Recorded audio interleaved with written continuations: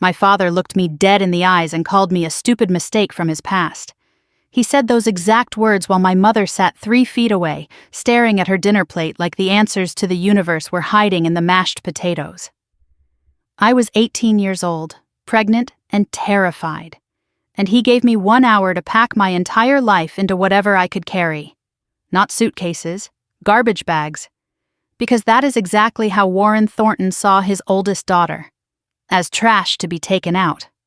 9 years later, I was standing in my home office looking out at my 8-acre estate in Greenwich, Connecticut, when my security team called.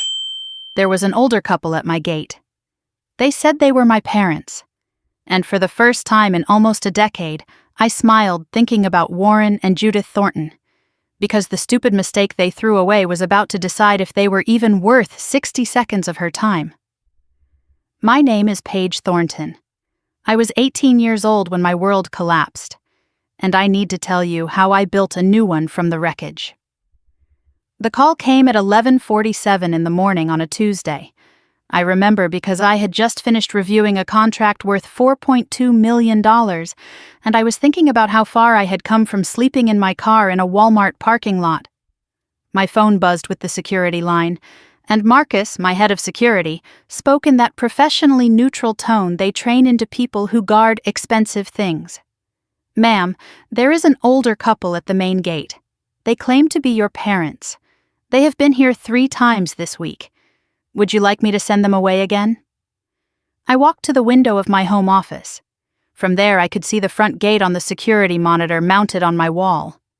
The camera showed 2 figures standing in the autumn chill, and even in grainy black and white footage, I recognized them immediately.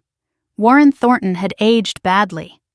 The stress of whatever had brought him to my door was written across his face in deep lines and gray skin. He had lost weight, but not in a healthy way. In the way that comes from worry eating you alive from the inside. He kept checking his watch like he had somewhere else to be, like his time was valuable. The audacity of that gesture made something cold settle in my chest. My mother stood slightly behind him, smaller and frailer than I remembered. Judith Thornton had always been a shadow, but now she looked like a shadow of a shadow. Her head was bowed. She was not looking at the camera. She was not looking at anything, just standing there in that same posture of surrender I had watched her wear for 18 years. I noticed my father was holding something, a thick envelope clutched in his hands like a lifeline. I wondered what was inside. Money, documents, some kind of proof that he had changed. I almost laughed at that last thought. Warren Thornton did not change. He calculated, and whatever was in that envelope was part of some calculation I had not figured out yet. "Marcus," I said into the phone, "how many times have they come this week?" "This is the 4th visit, ma'am. Monday, Wednesday, yesterday, and now today. They typically stay about 40 minutes before leaving. 4 times. 4 times they had driven to my gate and stood there waiting for a daughter they threw away 9 years ago. 4 times they had hoped I would open that gate and welcome them back into my life." I felt something twist in my stomach. Not sympathy, something darker, something that had been waiting 9 years to feel this exact moment. "I will handle it," I told Marcus. "Give me an hour." I ended the call and stood at the window watching my parents on the monitor. My father checked his watch again. My mother still had not looked up. They had no idea I was watching them. They had no idea that every second they stood there was a choice I was making. A choice to let them wait. A choice to let them feel, even for a moment, what it was like to stand outside a door that might never open. "Mommy?" I turned. My daughter Lily stood in the doorway of my office, her dark hair pulled back in a ponytail, her 7-year-old face full of curiosity. She was holding a drawing she had been working on all morning. "Who is at the gate?" she asked. "Is someone visiting?" I looked at my daughter. My beautiful, happy, confident daughter who had never been called a mistake, who had never been told she was worthless, who had never packed her life into garbage bags while her family watched without lifting a finger to help. Lily did not know that the people standing at our gate were her grandparents. She did not know they existed at all. And standing there looking at her innocent face, I made a decision I had been avoiding for 9 years. Today, I would face them, not for their sake, for mine. Just some people who need to talk to me, sweetheart. Why do not you go show Nathan your drawing? I will be there in a little bit. Lily nodded and bounced away, completely unbothered. That was what I had given her. A life where strangers at the gate were just a minor curiosity, not a source of fear. A life where she never had to wonder if she was wanted. I watched her go and felt my resolve harden into something unbreakable. But before I tell you what I did next, you need to understand how I ended up here. How an 18-year-old girl with 2 garbage bags and a baby growing inside her became the woman standing in this $12 million estate. How the family that threw me away spent 9 years watching their empire crumble while I built mine from nothing. And why, when they finally showed up at my gate begging for help, I was ready to give them exactly what they deserved. I walked back to the security monitor and watched my father check his watch for the 7th time. He had no idea that every second he stood there was intentional. Every minute of waiting was a message. 9 years ago, he had given me 60 minutes to erase myself from his life. Today, I was going to give him 52 minutes to stand at my gate and wonder if I would ever let him in. 52 minutes, 8 minutes less than an hour, 1 minute for every year of Lily's life that he had missed. He would not understand the math, but I would. I sat down at my desk and pulled up the file I had been building for the past 3 years. A file full of documents and records and evidence that told a very different story than the one my father probably planned to tell me today. He thought he was coming to ask for forgiveness. He thought he could spin some tale about misunderstandings and family bonds and water under the bridge. He had no idea that I knew the truth. The real truth. About the money, about the deal. About exactly how much my disappearance had been worth to him. $2 million. That was the price Warren Thornton had accepted to throw his pregnant daughter out of his house. $2 million from Victor Callahan to make his problem disappear. I was not kicked out because my father was ashamed of me. I was kicked out because someone offered him a better deal than keeping me. And for 9 years, I had been building the kind of success that would let me look him in the eye and make him understand exactly what he had lost. The minutes ticked by. I watched the monitor occasionally, seeing my parents shift their weight, exchange words I could not hear, look toward the house with expressions that might have been hope. My mother finally looked up at one point, directly at the camera, and for a moment I thought she could see me watching. But that was impossible. She was just looking at a lens, at a piece of technology, at the barrier between her and the daughter she had failed to protect. At the 47-minute mark, my phone buzzed again. Nathan, security told me your parents are at the gate. Are you okay? Nathan Reeves. The man who had spent 2 years proving that patience was more valuable than promises. The man who had earned his place in my life, and in Lily's life not through words, but through showing up. Every single day. I typed back a quick response. I am handling it.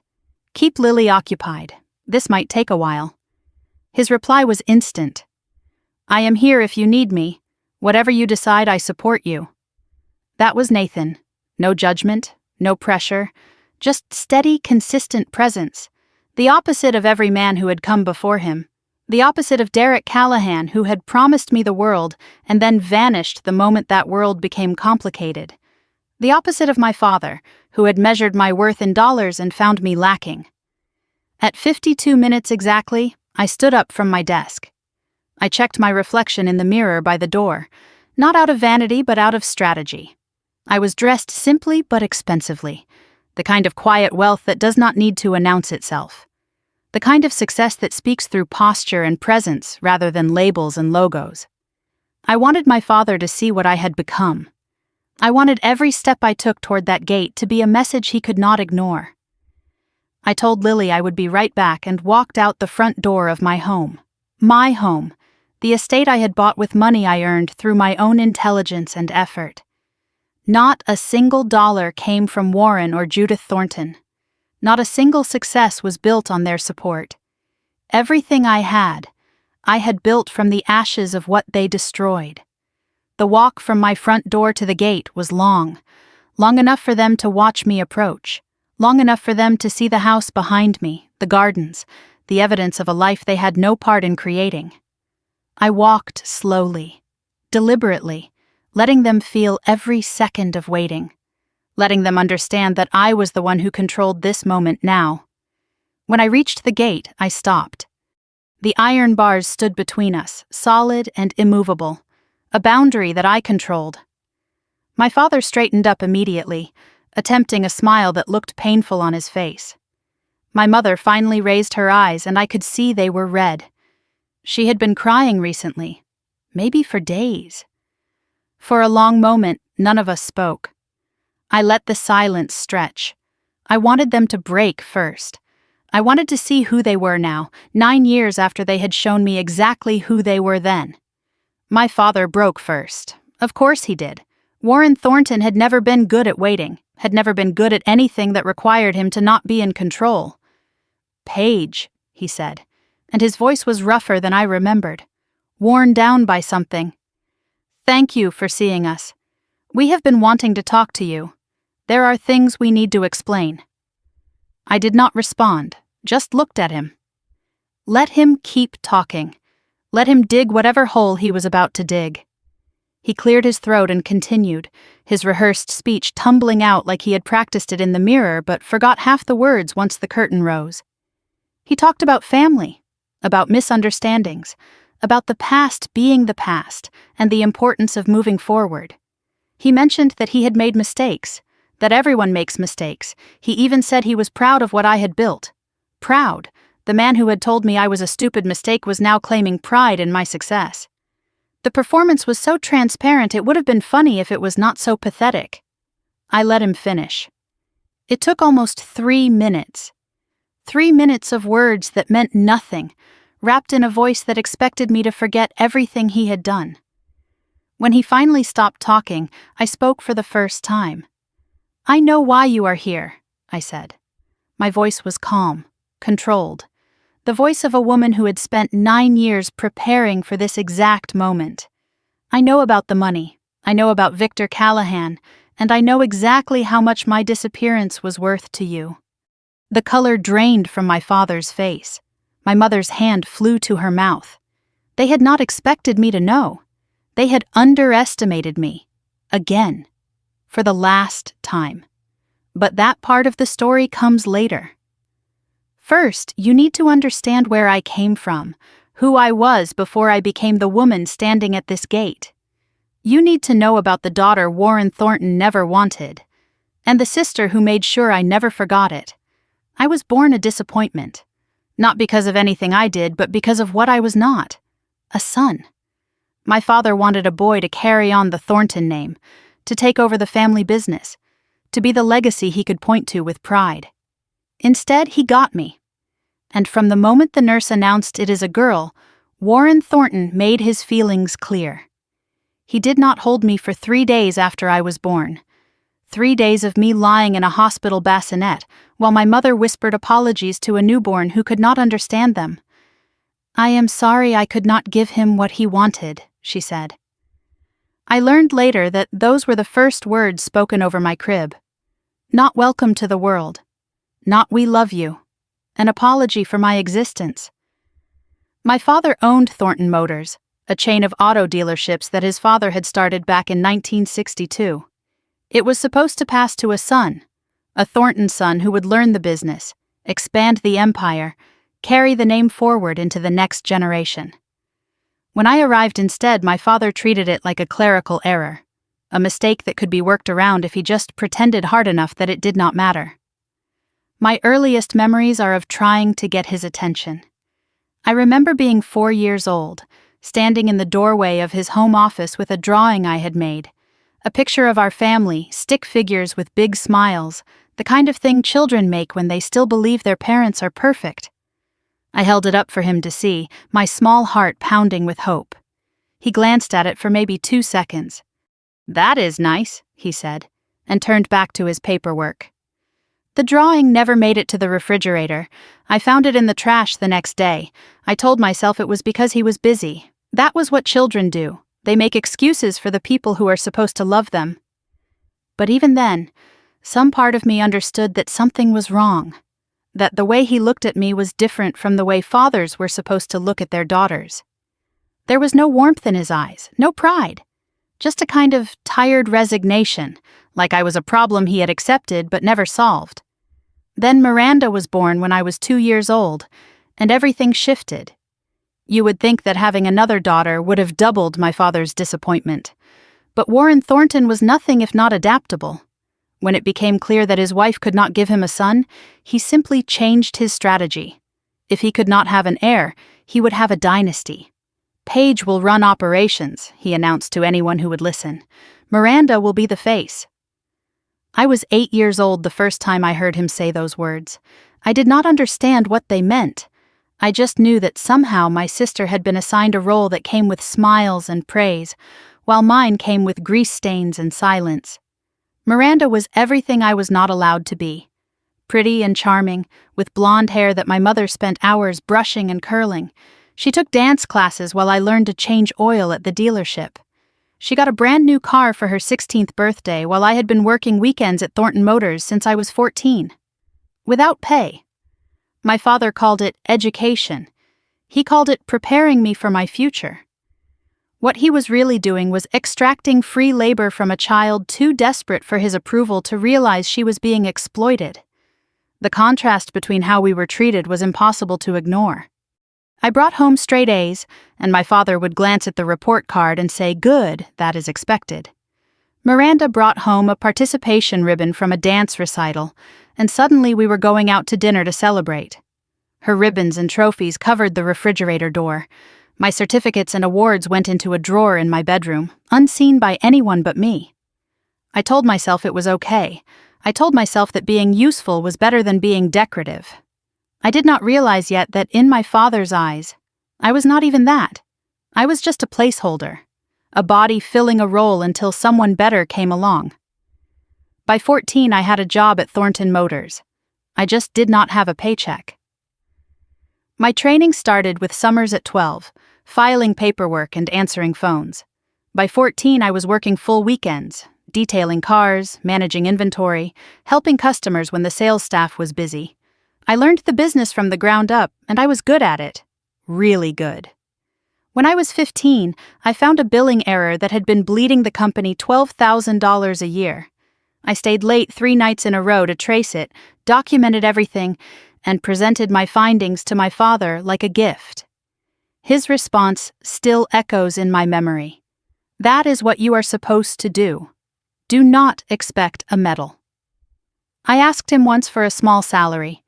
Even $50 a week would have felt like acknowledgement, like my work meant something. His answer cut deeper than any insult. You live here, you eat here, that is your salary. When you start contributing something that actually matters, we will talk. I was 15 years old and had just saved his company more money than most employees earned in a year. But to Warren Thornton, I was still worth nothing. That night, I found something in my room. An envelope slipped under my door. Inside was a $50 bill. No signature, no note, but I recognized my mother's handwriting on the envelope. She never mentioned it. Neither did I. It was the first of many secret gifts from a woman who could not protect me openly, but tried to help me survive in small, hidden ways. My mother was a ghost who happened to be breathing. That is the kindest way I can describe Judith Thornton. She floated through our house like a specter, always present but never quite there. Her daily routine never varied. Wake up, make breakfast, clean the house, make dinner, go to bed. Repeat forever.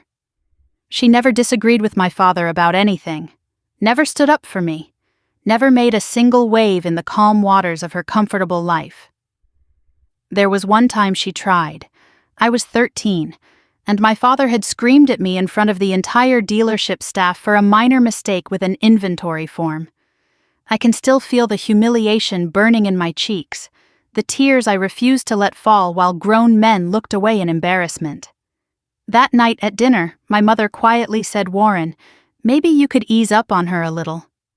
My father turned his head and looked at her. Just looked. No words, no raised voice, just that cold, calculating stare that could freeze anyone in their tracks. My mother went back to her mashed potatoes and never tried again. I confronted her once. I was 16, angry and hurt after another day of being invisible in my own home. I found her alone in the kitchen and asked the question that had been burning in my chest for years. "Why do you not ever say anything? Why do you let him treat me like I am nothing?" Her hands were shaking as she wiped down a counter that was already clean. "Your father has his reasons," she said. "It is complicated, Paige." "It is not complicated," I told her. "You are just scared." She did not deny it. She just went back to her cleaning, scrubbing at imaginary stains while her daughter stood there waiting for a defense that would never come. Years later, I would learn that my mother was not just scared. She was trapped. But by then, it was too late for that knowledge to change anything. I found out exactly where I stood in my family the summer I turned 17. It was an ordinary afternoon, nothing special about it. My father had sent me home early from the dealership because things were slow, and I was wandering through the house when I decided to drop some paperwork off in his home office. His desk was cluttered as always, covered in contracts and invoices, and the general chaos of a man who believed organization was for people with nothing better to do. That is when I saw it. A professional photograph in an expensive frame, sitting right there on his desk. Warren, Judith, and Miranda, all dressed up, all smiling, posed in front of some fancy restaurant I had never been to. A family portrait. A beautiful, professional, clearly expensive family portrait. I was not in it.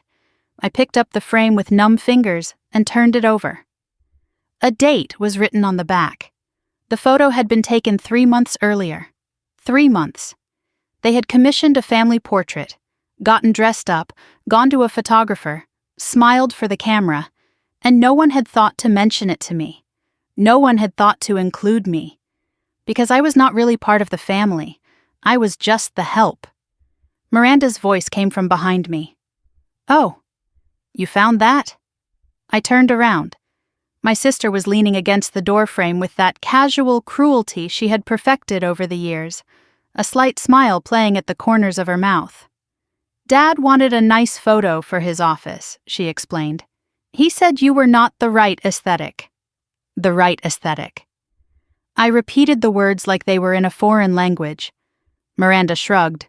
"You know, you are always in work clothes. You look tired. It is not your fault. You are just not photogenic." She walked away like she had just commented on the weather. I stood there holding that photograph, looking at my father's smile, a smile I had never seen directed at me, and something cracked inside my chest, a small fissure that I did not know would eventually become an earthquake. I put the photograph back exactly where I found it. I never mentioned it to anyone.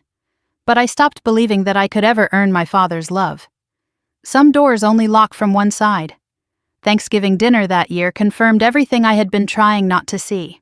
We had relatives visiting, aunts and uncles and cousins who showed up once a year to eat too much and pretend we were a normal family. One of my uncles asked about our futures, the way adults do when they cannot think of anything else to say to teenagers. My father did not hesitate. "Miranda is going to study marketing," he announced proudly. "She is going to make our brand shine nationally. Paige will handle the back end. Someone has to do the boring work." Everyone laughed, including Miranda. I excused myself from the table and no one noticed I was gone. Later that night, I confronted my sister. "Why do you go along with everything he says about me?" Miranda looked at me with genuine confusion, like I was asking why the sky was blue. "Because it is true," she said. "Paige, I do not make the rules. Dad says you are just here until I am old enough to take over. I am sorry, but that is just how it is. Just here until I am old enough to take over." She said it like it was common knowledge, like everyone knew my expiration date except me. Senior year, I started making plans my father knew nothing about. I applied to colleges far from Westbrook, schools where no one had ever heard of Thornton Motors or Warren Thornton or his disappointing older daughter. I saved every dollar my mother secretly slipped me, hiding the cash in a box under my bed like a prisoner hoarding supplies for an escape. $2,340, enough to maybe survive the first few months of freedom. Not enough to build a life. But it was something. I dreamed of getting away, of proving that I could succeed without my father's business or his name or his grudging tolerance of my existence. But there was guilt, too. A voice in my head that said I owed him something. That all those years of working at the dealership meant I was obligated to stay. To keep being useful. To keep hoping that someday, somehow, I would finally be enough. The night before everything changed, my mother slipped one last envelope under my door. Inside was $500 and a note in her shaky handwriting. Just in case, I love you. Mom. It was the first time she had written those words to me in years. I held the note and wondered why she could write I love you on paper, but never say it out loud. Why she could slip me money in secret but never protect me in public. Why her love had to hide while my father's contempt got to walk around in broad daylight. I kept the money. I kept the note. I was not ready to forgive her, but I was not ready to throw her away either. I did not know it yet, but that $500 would be the difference between surviving and drowning. My mother's guilt, converted into currency. It was not love, but it was something. And then, 3 weeks into my senior year, he walked into my father's dealership. Derek Callahan. 20 years old, handsome, charming, driving a car worth more than everything I had saved in my entire life. He talked to me like I was a person, like I was worth talking to. He asked my name and actually listened to my answer. For the first time in my life, someone was choosing me. And I was so desperate to be chosen that I never stopped to wonder why. Derek Callahan looked at me like I was the only person in the room. I should have realized that is exactly how con artists make you feel.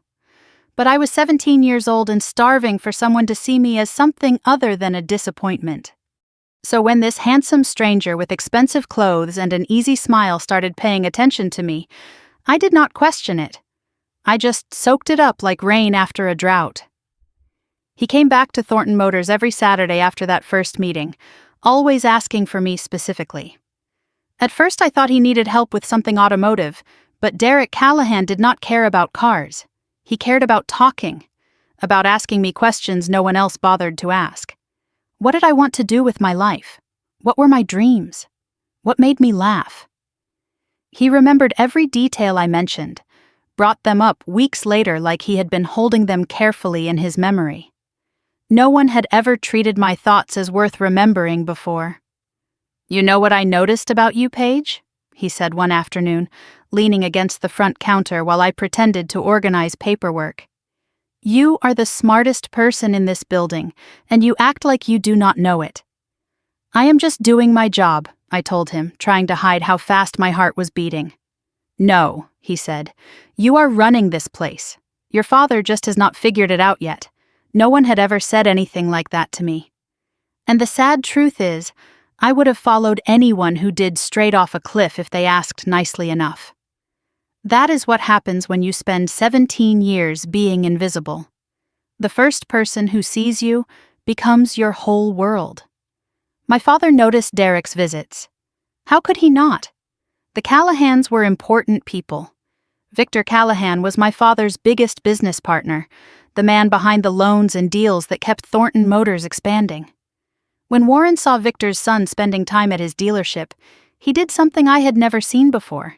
He encouraged it. "Be nice to him," he told me. "The Callahans are important. Very important. Do not mess this up." I did not understand what he meant by messing it up. I did not understand that in my father's eyes, everything was a transaction, including his daughters. Our first date was not a date at all. It was a secret. Derek asked me to meet him somewhere outside of work, somewhere we could talk without my father hovering. But he was specific about keeping it quiet. "Our fathers do business together," he explained. "If this does not work out, it could get complicated. Let us just keep it between us for now." I accepted this logic because I wanted to accept it, because the alternative was asking questions I did not want answered. We met at a diner 30 minutes outside Westbrook, a place where no one knew the Thornton name or the Callahan name or anything about the complicated world we both came from. We talked for 3 hours that first night. About everything, about nothing, about the feeling of being trapped in families that saw us as assets instead of people. Derek told me his father was demanding and cold, that Victor treated him like a chess piece to be moved around the board instead of a son to be loved. I understood that feeling so completely it felt like finding someone who spoke my native language. We were both children of difficult fathers, both trying to escape expectations we never chose, both desperate for something real in worlds built entirely on performance. The connection felt genuine, it felt rare, it felt like fate. By the third date, Derek was talking about the future. "I hate this town," he said as we sat at a lookout point outside Westbrook, the city lights glittering below us like scattered promises. "I hate what my father expects me to be. Sometimes I think about just leaving, starting over somewhere nobody knows the Callahan name." "Where would you go?" I asked. He turned to look at me, and the moonlight caught his eyes in a way that made my chest ache. "I do not know," he said, "but I am starting to think I would not want to go alone." He gave me his jacket that night because I was cold. I wore it home and slept with it next to my pillow like a teenage girl in a romance movie. I was a teenage girl in what I thought was a romance movie. I did not know yet that it was actually a horror story with good lighting. 3 months into our relationship, I realized something troubling. I had never met a single person in Derek's life. Not his friends, not his family, not anyone who could confirm that the future he kept describing was actually real. We existed in a bubble, just the two of us, meeting in secret places and stolen moments. I raised the question gently one night. "When can I meet your mom? Or your friends?" "Soon," Derek said immediately. "My father has been difficult lately. The timing is not right." I accepted that excuse because I was used to being hidden, used to being inconvenient. The idea of a man wanting to keep our relationship private did not feel like a red flag. It felt normal. My whole life had been about staying out of sight, not making waves, not taking up space. Derek was just asking me to do what I had always done, but the red flags were there if I had been willing to see them. Derek never came to my house, never met my mother. His excuse was always the same. "If your dad finds out, he will make it weird. Let us wait until we are ready to go public." The worst moment came at a charity event. My father had dragged me along to help work the room, to smile and be pleasant and make Thornton Motors look like a family business with good values. I hated those events, but I went because refusing was not an option. I was standing near the hors d'oeuvres table when I spotted Derek across the room.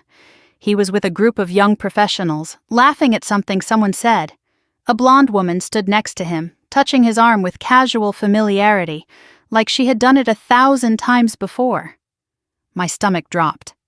I caught Derek's eye across the room, and I watched him look at me and then look away. He did not acknowledge me all night, not once, not even a small wave when no one was watching. Later, his text explained everything. "Sorry. Could not blow our cover. You understand, right?" I understood. That was the problem. I had spent my whole life understanding why I needed to be hidden. Derek just gave me a prettier reason to accept it. There was one person who tried to warn me. Rita worked at Thornton Motors, had been there for 15 years, had seen everything and everyone pass through those doors. She was 45 years old with rough hands and kind eyes and no patience for nonsense. After Derek had been visiting for a few months, she started watching me differently, making small comments when we were alone. "Be careful with that one, honey. The Callahans are not what they seem." I dismissed her warnings because I was young and in love, and absolutely certain that I knew better. Derek was different. Derek understood me. Derek loved me. One afternoon, Rita pulled me aside in the break room. Her face was serious in a way that made my defenses rise immediately. "I am going to say this once because someone should," she said. "Derek Callahan has been coming to this dealership for 3 years. You are not the first girl he has charmed. You do not know what you are talking about, I told her. I know that boy's type, Rita continued, undeterred. Rich, bored, looking for entertainment. And when he is done being entertained, she trailed off, not finishing the sentence. Derek is not like that, I insisted. He loves me. Rita gave me a sad smile that I did not understand then, but understand perfectly now. I hope you are right, sweetheart. I really do. She quit 2 weeks later, moved to Florida to be near her grandchildren, I heard.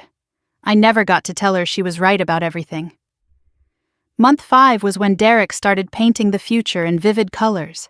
Marriage, children, a house somewhere far from our fathers and their expectations. When we are ready, we will do it right, he promised. Small ceremony, just us. Somewhere beautiful. He talked about taking over his father's West Coast operations, moving to California, starting fresh. I want kids someday, he said, his eyes soft with manufactured sincerity. 2, maybe 3. A real family, not like what we grew up with. I believed every word. I wrote those words in my journal and read them back to myself on hard days. I started imagining our children, our home, our life together. The escape I had been dreaming of finally had a shape and a destination. California, with Derek, free. He gave me a necklace on our 5-month anniversary. Silver and delicate, with a small star pendant that caught the light.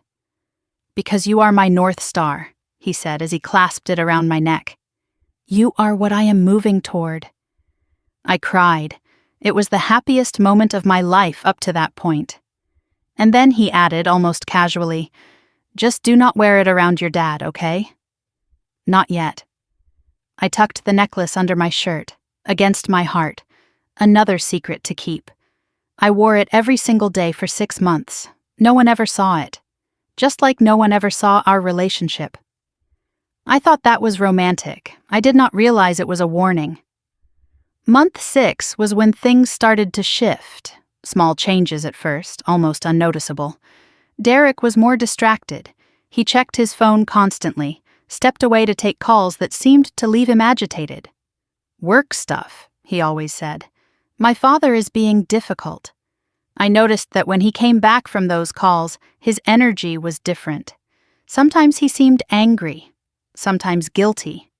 Sometimes he looked at me with an expression I could not read, something that made me feel like he was already somewhere else, even when he was standing right in front of me. One night, I arrived early to our usual meeting spot. His car was already there, window down, and I could hear him talking on the phone as I approached. I should have announced myself. Instead, I listened. I know, he was saying. I will handle it. She does not suspect anything. Just give me a few more weeks. Then he saw me. His face flickered with something I had never seen before, something cold and calculated. Then the smile came back, smooth as always. Hey, you are early. That was just my dad, being his usual pain in the ass. I wanted to ask who she was. I wanted to demand an explanation for those words. She does not suspect anything. But I buried the question because the alternative was losing the only person who had ever chosen me. I buried it so deep I almost convinced myself I had not heard it at all. I found out I was pregnant on a Tuesday afternoon. The test came from a pharmacy 2 towns over because I was terrified someone would see me and tell my father. I took it in a gas station bathroom because I could not risk doing it at home. I sat on that dirty floor, staring at 2 pink lines, and felt my entire world split in half. The math ran through my head in an endless loop. 18 years old, senior year. No money of my own. A hidden relationship with a man who had never introduced me to anyone. A family that already saw me as worthless. I had nothing. Less than nothing. I had 2 pink lines and a future that had just collapsed into rubble. I called Derek that night.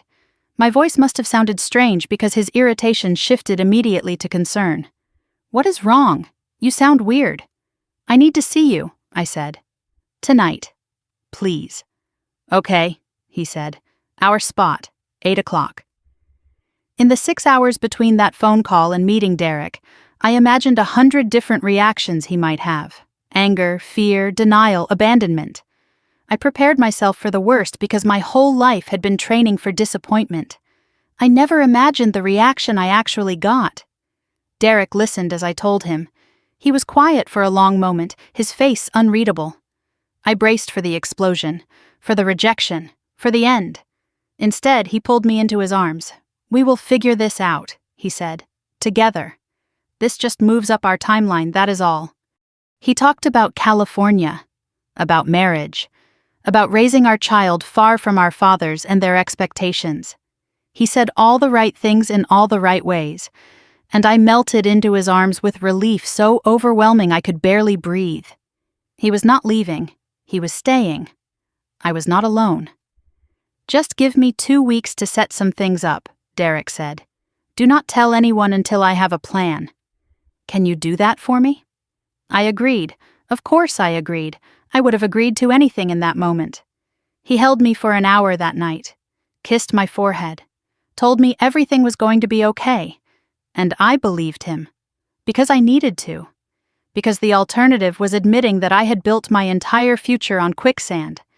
Because after 17 years of being told I was worthless, I was desperate to believe that someone thought I was worth staying for. 2 weeks before I planned to tell my father about the pregnancy, Derek asked me to meet him at our usual spot.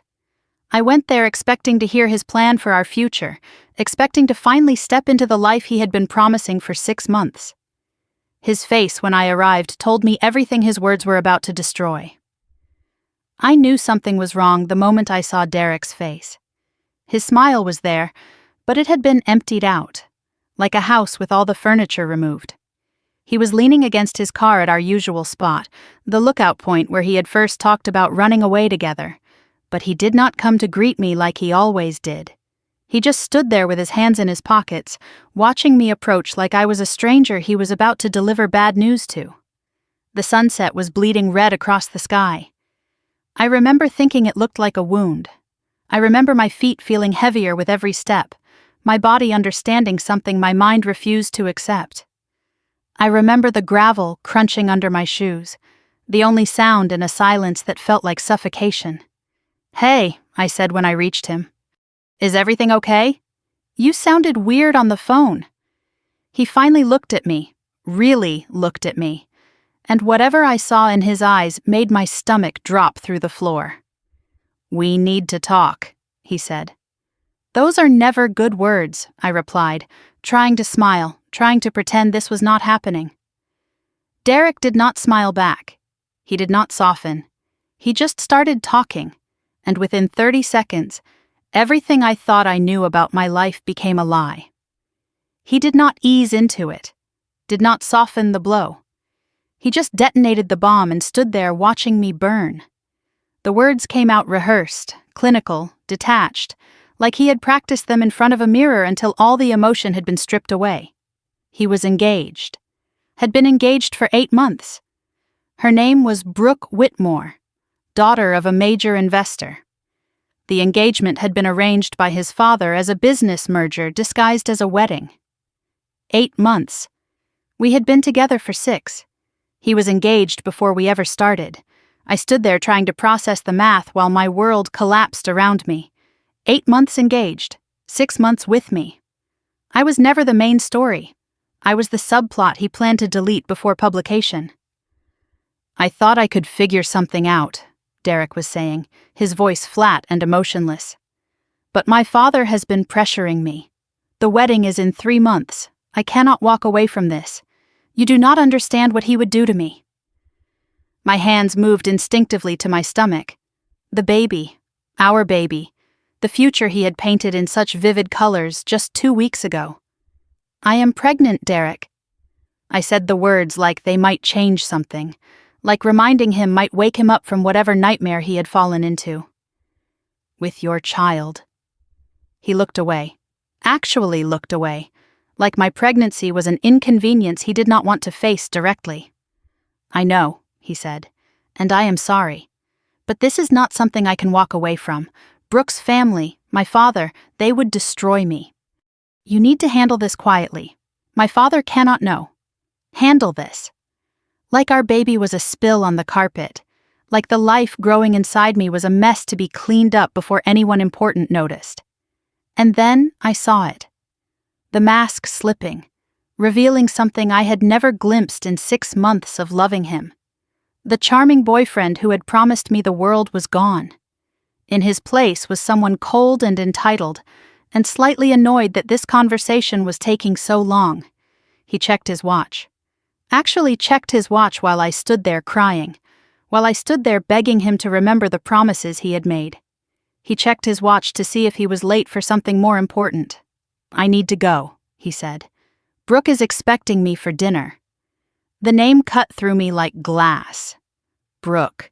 His real girlfriend, his fiancée. The woman he went home to while I wore his secret necklace against my heart and dreamed about California.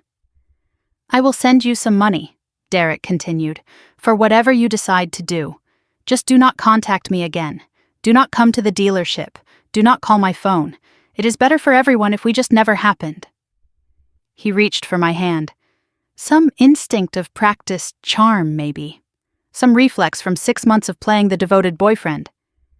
I pulled away so hard I almost fell. "Do not touch me," I said. Something flickered across his face. Annoyance, I think. Or maybe just impatience.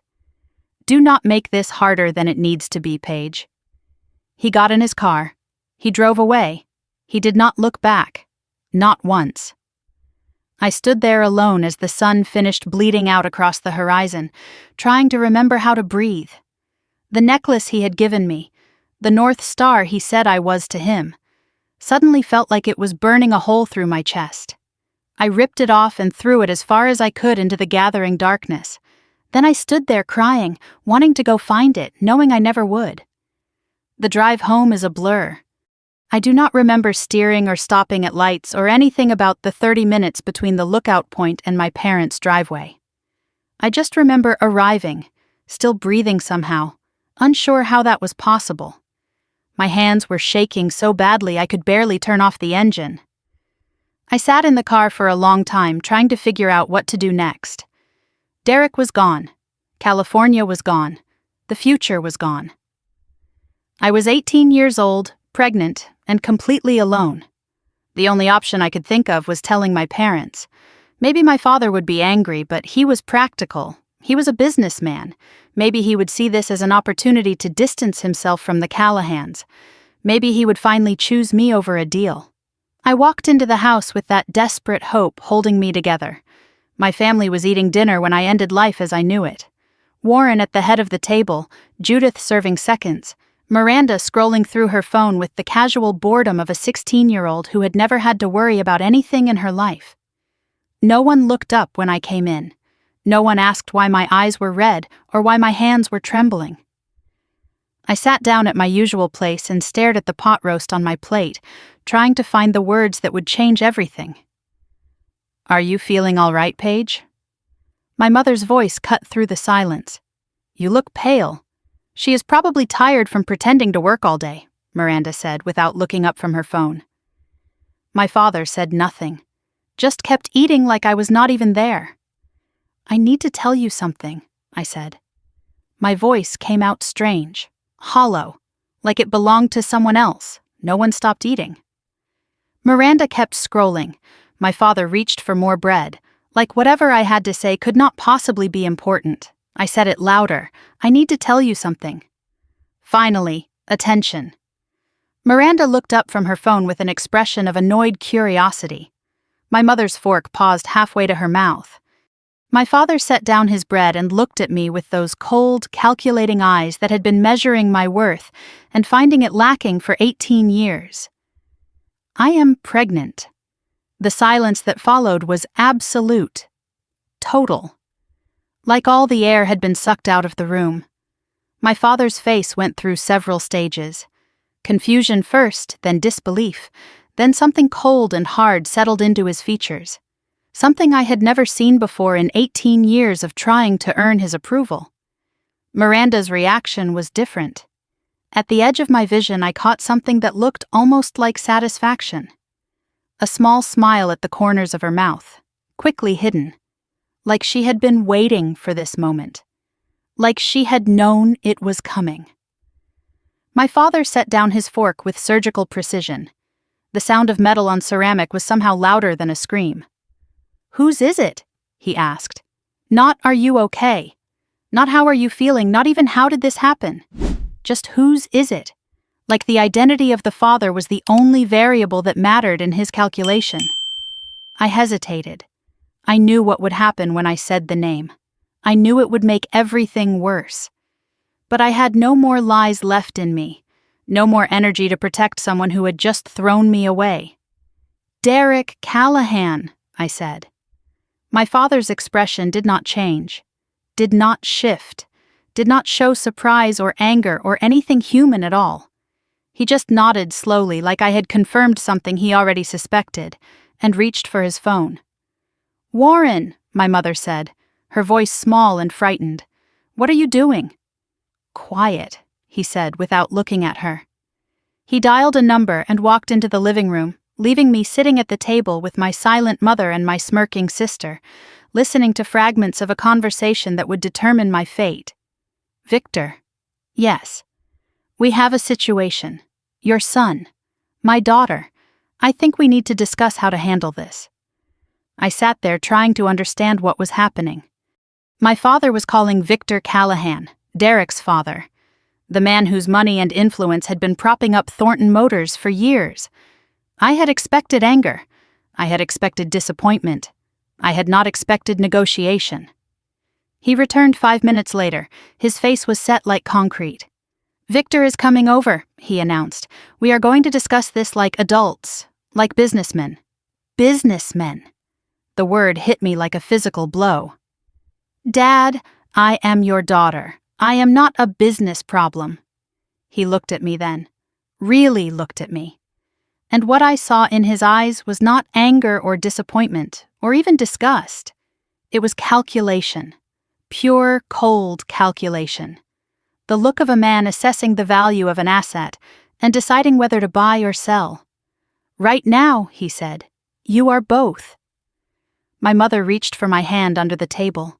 Her fingers were ice-cold and trembling. I grabbed onto her like a lifeline, desperate for any human connection. Any sign that someone in this room still saw me as a person and not a problem to be solved. Miranda watched everything with bright, hungry eyes, like she was enjoying a show. Victor Callahan arrived in 20 minutes. He walked into our house like he owned it. Looking back, maybe he already did.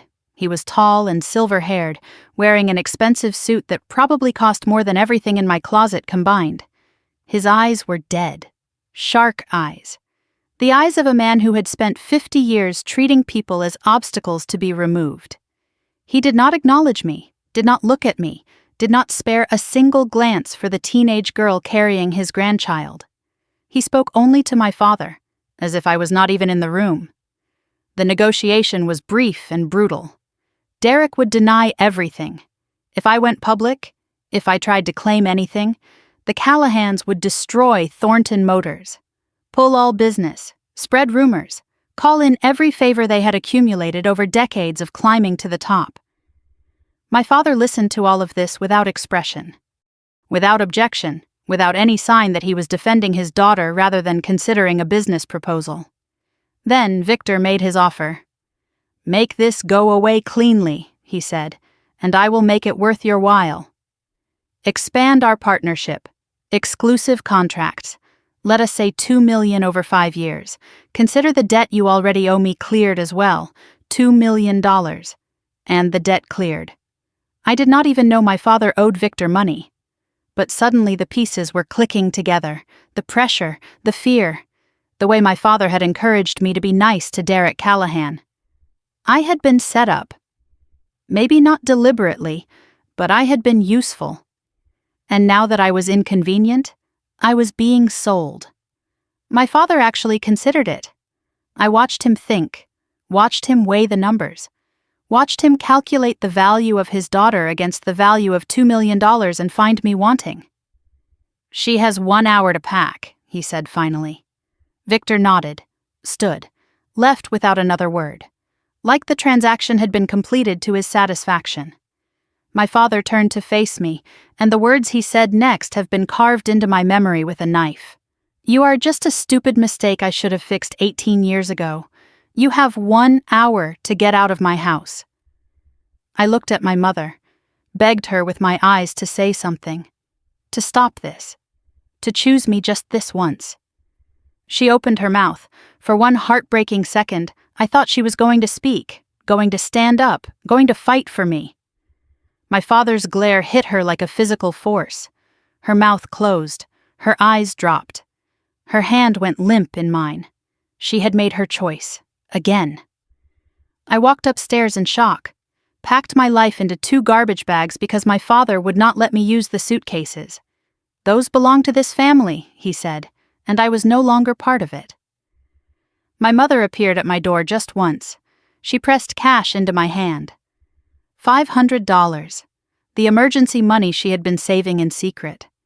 "I am sorry," she whispered, so quietly I almost did not hear it. Then she was gone. Back downstairs. Back to the husband she had chosen over her daughter. Miranda appeared in my doorway as I was finishing. She leaned against the frame with her arms crossed and that same satisfied smile from dinner. "You should have known your place," she said. I did not respond. Could not respond. Just carried my garbage bags down the stairs, past my father who was already on the phone discussing his expanded partnership with Victor, past my sister who watched me leave with triumph in her eyes, past my mother who sat at the kitchen table staring at nothing. The grandfather clock in the hallway struck 9:47 as I walked out the front door. No one said goodbye. I loaded my life into my car and drove into the darkness. 18 years old, pregnant, alone, erased. I did not know where I was going. Did not know how I would survive. Did not know anything except one thing. I would never let my child feel what I felt walking out that door. I would never let my baby grow up wondering if they were wanted. I would never throw away the life growing inside me the way everyone I had ever trusted had thrown away me. That was the only thought I had as the house disappeared in my rearview mirror. The only thing holding me together as I drove toward a future I could not see. Whatever came next, I would survive it. I had to. For both of us. I spent my first night as a homeless pregnant teenager in the parking lot of a closed Walmart, watching the moon through my windshield and wondering if disappearing was really as easy as my father made it look. I had driven for 2 hours with no destination, just putting miles between myself and the house that was no longer my home, until I ended up in Hartford. Far enough that no one knew my name. Close enough that my gas tank survived the journey. I could not bring myself to go inside anywhere. Could not walk into a shelter and admit that I was one of those people. The ones my father used to point at and say that is what happens when you have no ambition. So I parked in the corner of the lot, reclined my seat as far as it would go and tried to sleep. Sleep did not come. Every sound was a threat. Every shadow was someone coming for me. Every car that passed made me flinch lower in my seat, terrified that somehow my father had sent someone to find me, to finish erasing me. Around 2 a.m, I took inventory of my situation. $847.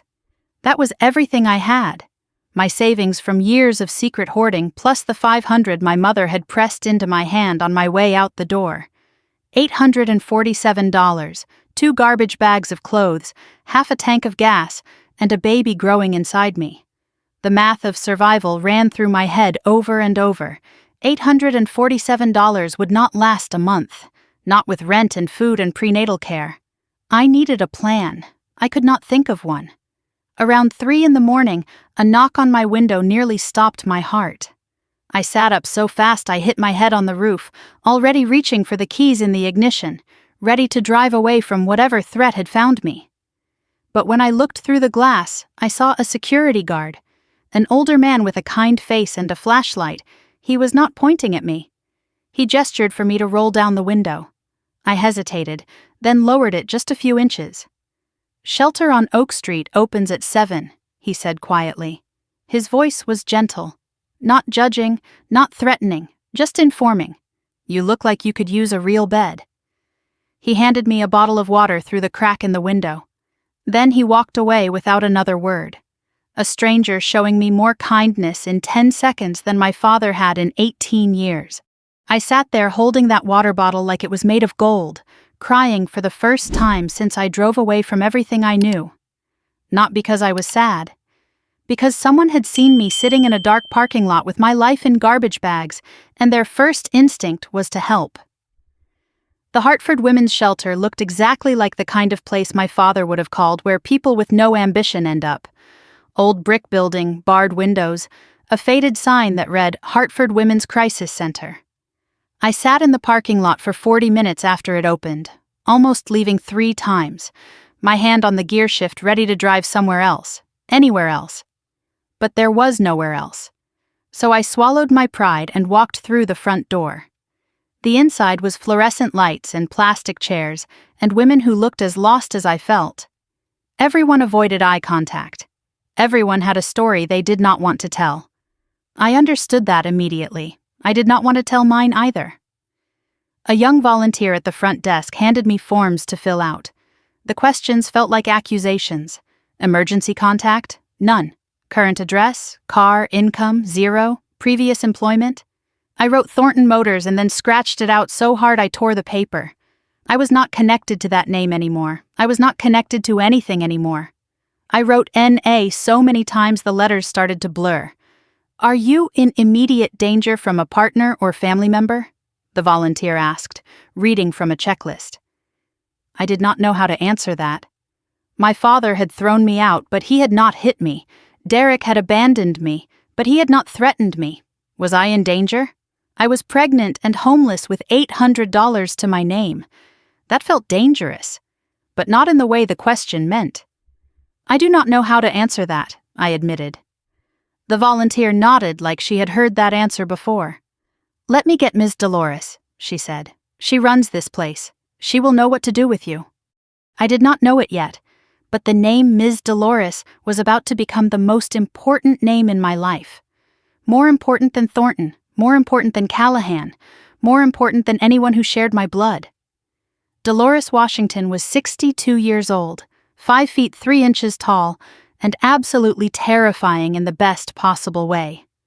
She walked into the lobby like she owned not just this building, but the entire city block, with reading glasses on a chain around her neck and eyes that had seen everything and been surprised by nothing. She took one look at me, at my garbage bags, at my red eyes, at my hand unconsciously resting on my stomach. How far along? She asked without preamble. I blinked, startled. I had not mentioned the pregnancy to anyone. Ms. Dolores almost smiled. Honey, I have been doing this for 31 years. I can spot pregnant before the test can. She led me to her office without waiting for an answer. The room was cluttered and warm, every wall covered with photographs. Women and babies, women and diplomas, women standing in front of houses and businesses and cars. Hundreds of faces looking out at me from their frames. Former residents, Ms. Dolores explained, following my gaze. Every single one of them sat where you are sitting now. I looked at all those faces, all those women who had walked through the same door I had just walked through, who had filled out the same forms with the same shaky handwriting, and they had survived. They had built something. They had gotten out. So, Ms. Dolores said, settling into her chair behind the desk, you want to tell me how a girl with clean fingernails and good teeth ended up in my lobby with her life in garbage bags? My father kicked me out, I said. The words felt strange coming out of my mouth, like they belonged to someone else's story. Because of the baby? Because of the baby's father? And because I was never what he wanted anyway? Ms. Dolores studied me for a long moment. Her eyes were sharp but not unkind, assessing but not judging. Well, she said finally, that is his loss, is it not? Now, you have got 2 choices, sweetheart. She leaned back in her chair and looked at me like I was a puzzle she was deciding whether to solve. Choice 1. You can sit in this shelter feeling sorry for yourself. Wait for someone to come save you. Let the bitterness eat you alive while you blame everyone else for your problems. I have seen that kind of woman come through here. She stays stuck. Sometimes she leaves. Sometimes she ends up back here 5 years later with another baby and the same empty eyes. She paused. Let that sink in. Choice 2. You get up every single day and do the next right thing. You work harder than you have ever worked in your life. You take every opportunity that comes your way, even the ones that seem too small to matter. And you prove every single person who threw you away absolutely wrong. I have seen that kind of woman too. She sends me Christmas cards from houses she bought herself. The words settled into my chest like stones. Heavy, real, undeniable. What if I cannot do it? I asked. What if I fail? Then you fail, and you get up the next day and try again. Failure is not fatal, sweetheart. Quitting is. I felt something shift inside me. Something small but significant. Like a pilot light catching in a furnace that had been cold for years. You do not even know me, I said. Why do you care what happens to me? Ms. Dolores softened for the first time since I had met her. Because 34 years ago, someone cared what happened to me. And I am still paying that debt forward. She had been exactly where I was. Pregnant, alone, thrown away. She had chosen door number 2. And she had spent 3 decades opening that same door for others. My bed at the shelter was a bottom bunk in a room with 7 other women. It was the most grateful I had ever been for anything in my entire life. The mattress was thin, the pillow was flat, the sheets smelled like industrial detergent. None of that mattered. I was indoors. I was safe. I was not alone. That first night I lay awake listening to the sounds of the shelter. Someone crying softly 2 bunks over. Someone talking in their sleep. The building settling around us like a grandmother's bones creaking. Every woman here had a story as painful as mine. Maybe more. I was not special in my suffering. There was strange comfort in that. The next morning I met Teresa. She was in her 40s with tired eyes and rough hands, standing at the sink next to mine in the communal bathroom. First day? She asked. I nodded. It gets easier, she said. Or maybe you just get stronger. Hard to tell the difference after a while. She handed me a toothbrush. Brand new, still in the package. Someone gave me one on my first day, she explained. Pass it on when it is your turn. I kept that toothbrush long after I had money to buy 100 of them. It sits in a drawer in my estate now, a reminder of what kindness looks like when you have nothing to offer in return. Finding a job while pregnant, homeless, and using a shelter as your address turns out to be exactly as impossible as it sounds. I applied everywhere: retail, food service, cleaning, office work, anywhere that might hire a teenager with no references and no address and a baby on the way. The rejections came fast and frequent. We will call you. We are not hiring right now. We are looking for someone with more experience. One manager told me directly that they could not hire someone in my condition, like pregnancy was a disease, like the life growing inside me made me unemployable. By day 12, I had been rejected 14 times.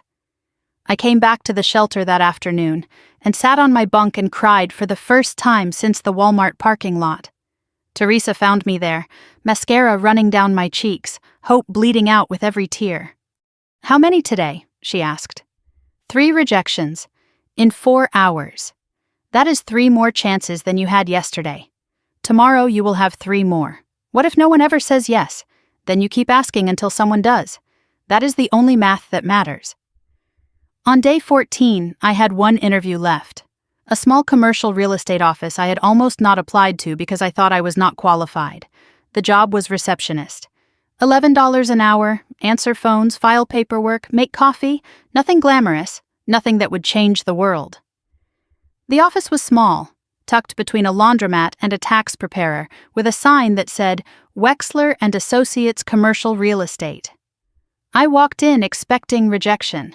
I walked out with a future. Arthur Finley was in his mid-50s, with a rumpled suit and kind eyes, and the look of a man who had seen enough of the world to stop being surprised by it. He noticed my shelter address on the application, noticed my pregnancy, noticed my complete lack of references. Instead of rejecting me, he asked a question no one else had thought to ask. Why do you want this job? The real answer: because I need to prove that I can build something on my own. Because everyone I have ever trusted has decided I am worthless. And I am not. Arthur studied me for a long moment. Then he looked at my application again. You worked at an auto dealership, he said. What did you do there? Everything: phones, filing, inventory, customer service, billing. I found a $12,000 error in the books once. And they let you go? I paused. It was my father's dealership.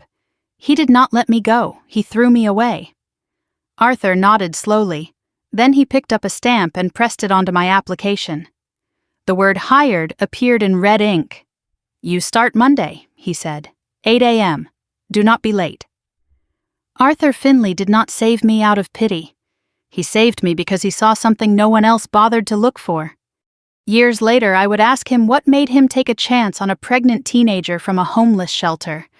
His answer broke my heart and rebuilt it at the same time. 2 weeks after I started, I held my first paycheck in my hands. $342 after taxes. Ms. Dolores had a rule: 70% of everything you earn goes into savings, 30% for personal needs. I did the math immediately. $239 for the future. $103 for the present. I bought prenatal vitamins, 2 shirts for work, and a notebook for writing down everything I was learning. Then I walked to a bank and opened an account in my name only. First deposit $239.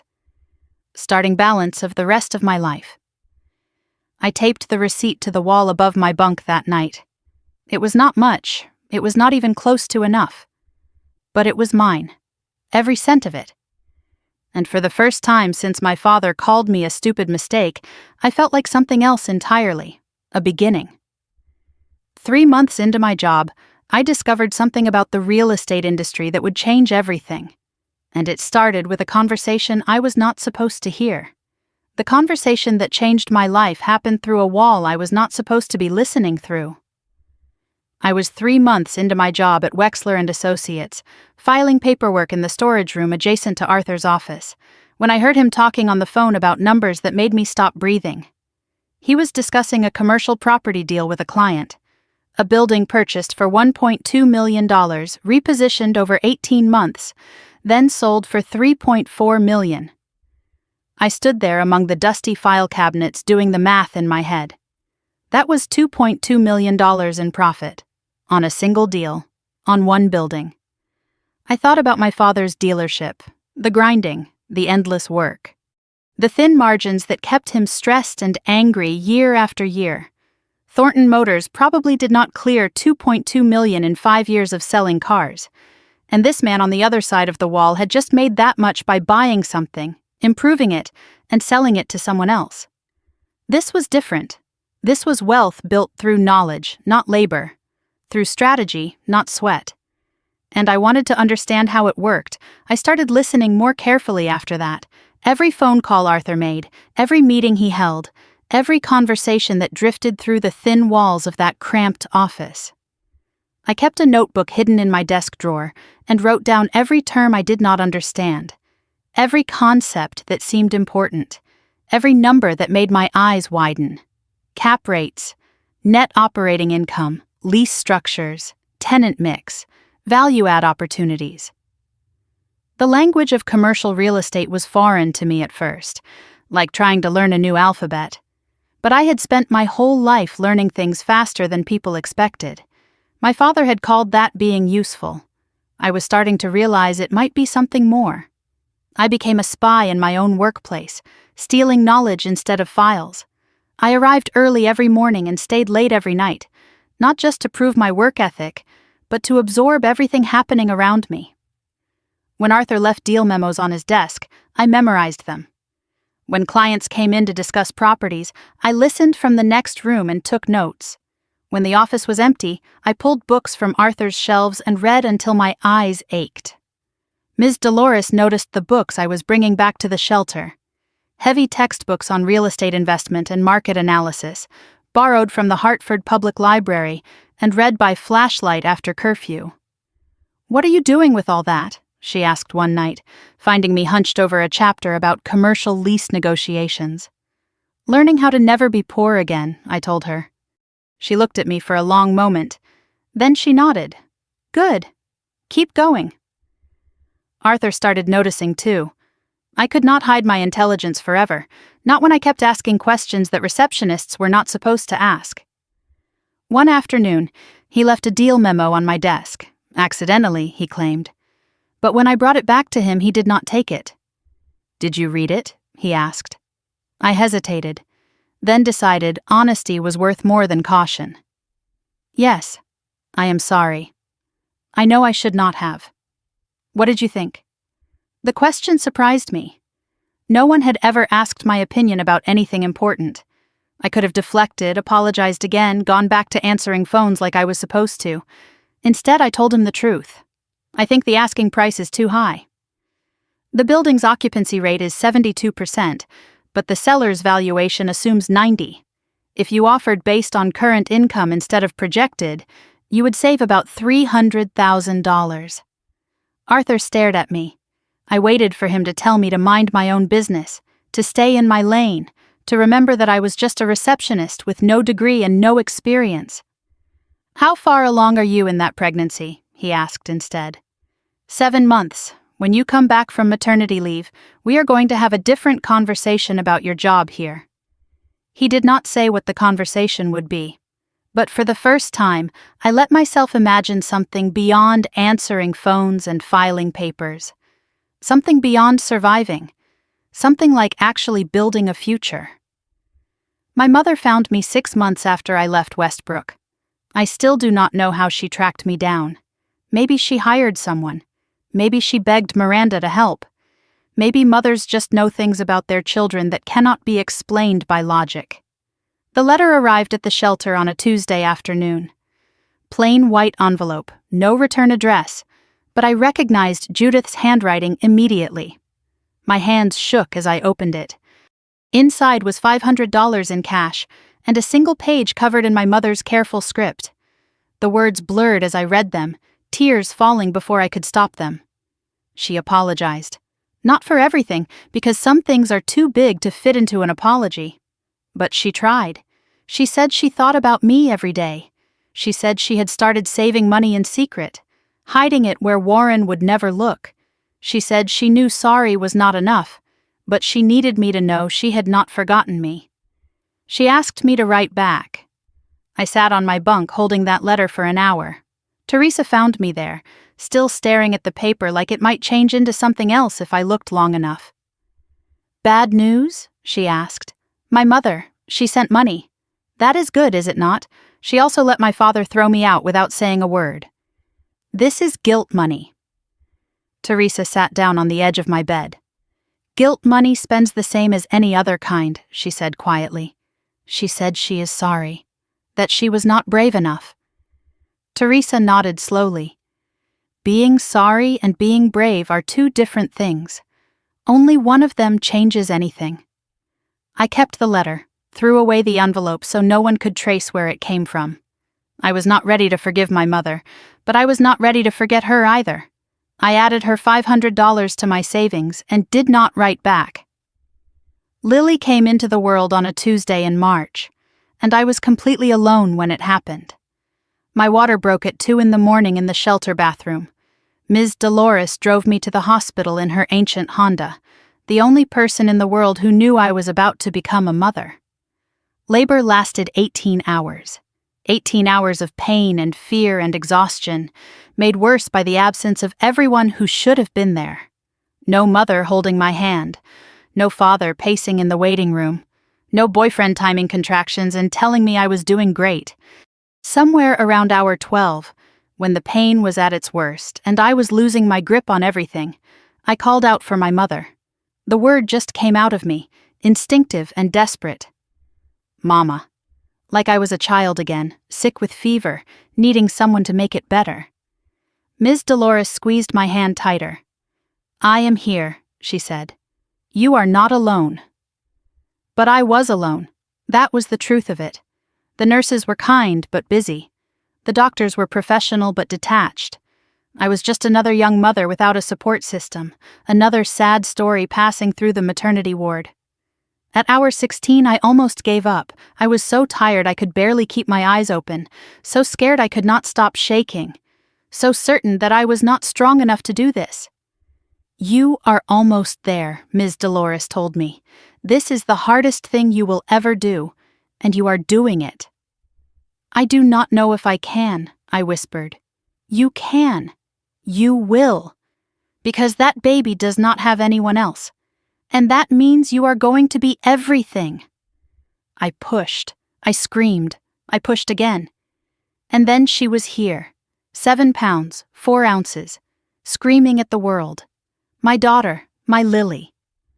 The moment the nurse placed her on my chest, everything else disappeared. The pain, the fear, the 18 hours of agony. None of it mattered anymore. This tiny person with her scrunched-up face and her impossible smallness was mine. She was real. She was here. And I loved her so completely and immediately that it felt like my heart had been remade into something bigger. I named her Lily because lilies grow from the mud, because they survive, because even in the darkest soil, they find a way to bloom. Holding her for the first time, I remembered something from my childhood. I was maybe 5 years old, sick with a fever, and my mother stayed up all night with me. She stroked my hair and whispered, "You are stronger than you know, Paige."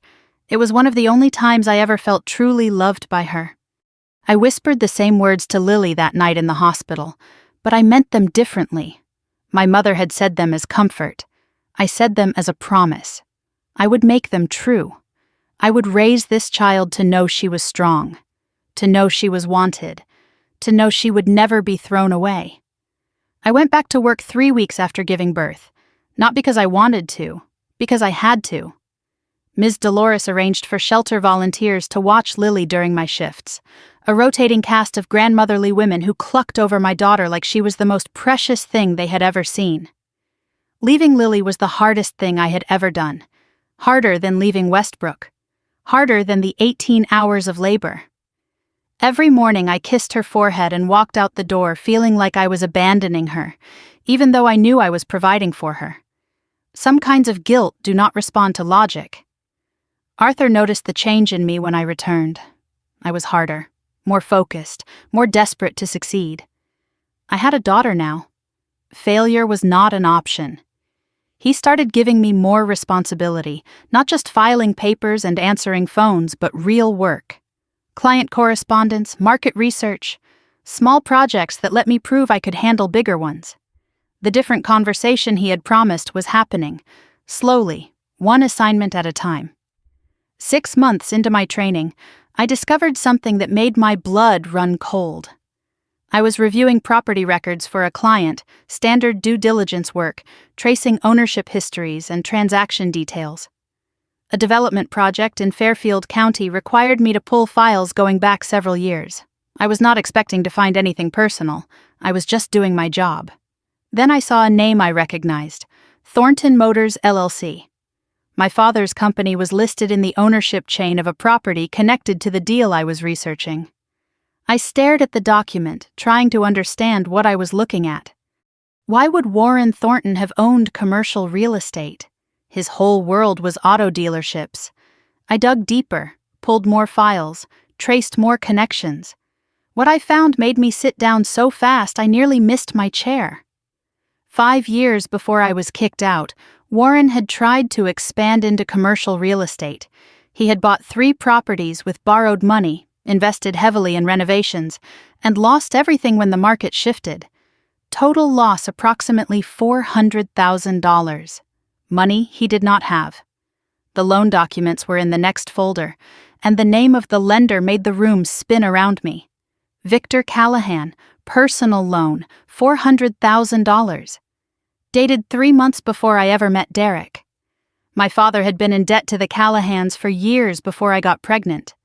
The pressure Victor put on him, the deal to make me disappear, the $2 million that bought my erasure. It was not just about protecting Derek from scandal.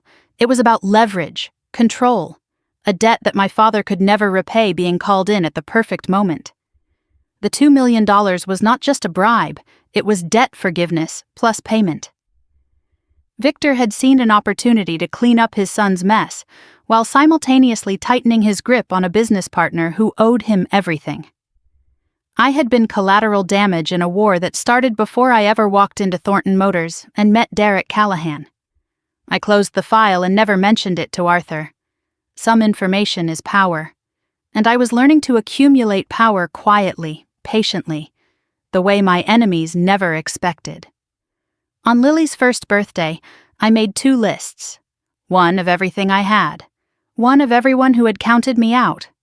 The first list, a rented studio apartment I had moved into 3 months earlier when I finally saved enough to leave the shelter. A job that was becoming a career, $8,400 in savings. A healthy daughter who laughed when I blew raspberries on her belly and reached for me every time I walked into the room. The second list was longer. My father, my mother, my sister, Derek, Victor, everyone who had decided I was worthless and thrown me away. I looked at both lists for a long time. The first one was short, but it was mine. Every item earned, every dollar saved, every moment of stability built from nothing. Lily's birthday party was a cupcake with 1 candle, just the 2 of us in our tiny apartment. I could not afford streamers or balloons or a proper cake, but I could afford to sit with my daughter on the floor and sing happy birthday and watch her smash frosting into her hair with complete joy. I blew out her candle for her and made a wish on her behalf. Not for money, not for revenge, just for time. Time to keep building. Time to get strong enough that no one could ever throw either of us away again. 3 months later, Arthur called me into his office with news that would change everything. He told me he was dying. Pancreatic cancer, 6 months to a year. Nothing to be done except get his affairs in order and decide what to do with the business he had spent 30 years building. He wanted to sell me his client list. For $1. The words did not make sense at first. I asked him to repeat them, certain I had misheard. $1 and a promise, he said. You maintain my reputation. You treat my clients right. You never cut corners. That is the price. I could not afford to buy your business, I told him. I have $8,000. Good thing I am only charging you $1. He slid a contract across the desk. I stared at it like it might bite me. Why me? You have colleagues, friends, people with actual credentials. Arthur smiled. The same kind smile he had given me the day he hired a pregnant teenager from a homeless shelter. I have people with degrees and no instincts, he said. You have instincts and no degree. I know which one I would bet on. You are hungrier than anyone I have ever trained. Hungry people do not fail, they just take longer to win. I signed the contract before I could talk myself out of it. $1 for a client list worth $300,000. $1 and a promise to prove that Arthur Finley had not made a mistake. He died 4 months later.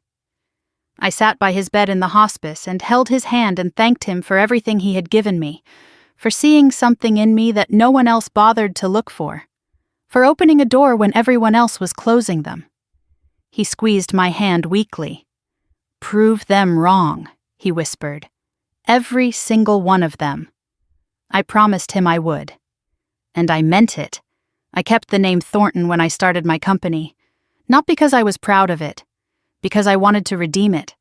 My father had made that name mean disappointment and failure and selling your own daughter for profit. I was going to make it mean something else, something he could never take credit for.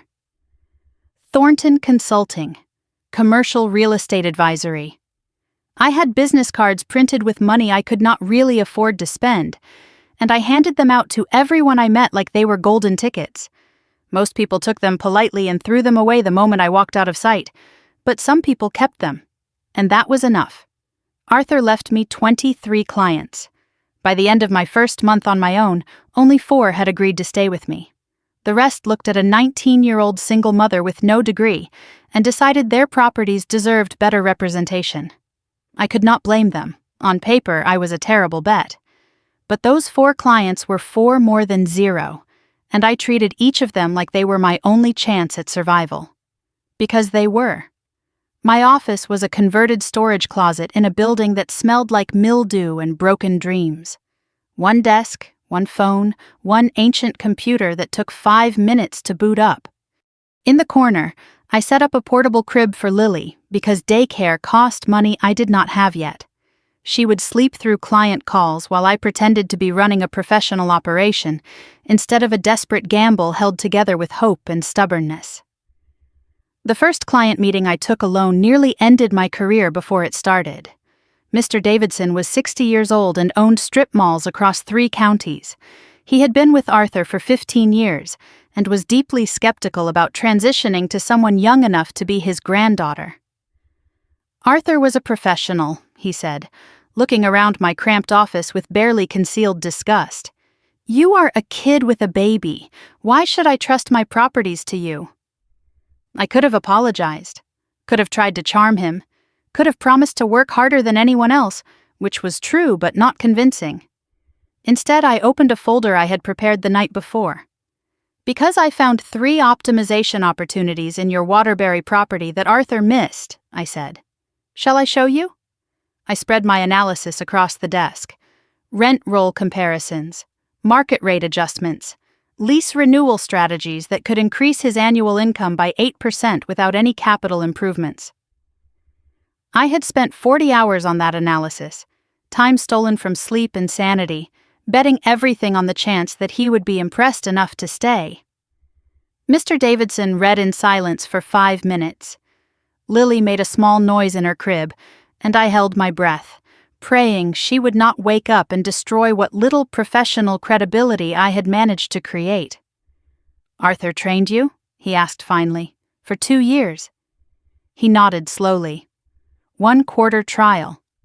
You mess up, I am gone. I will not mess up, I said. I did not mess up. By the end of that first quarter, Mr. Davidson had referred me to 2 other property owners. By the end of the first year, I had 6 clients and enough revenue to move into a real office. It was not success yet. It was survival.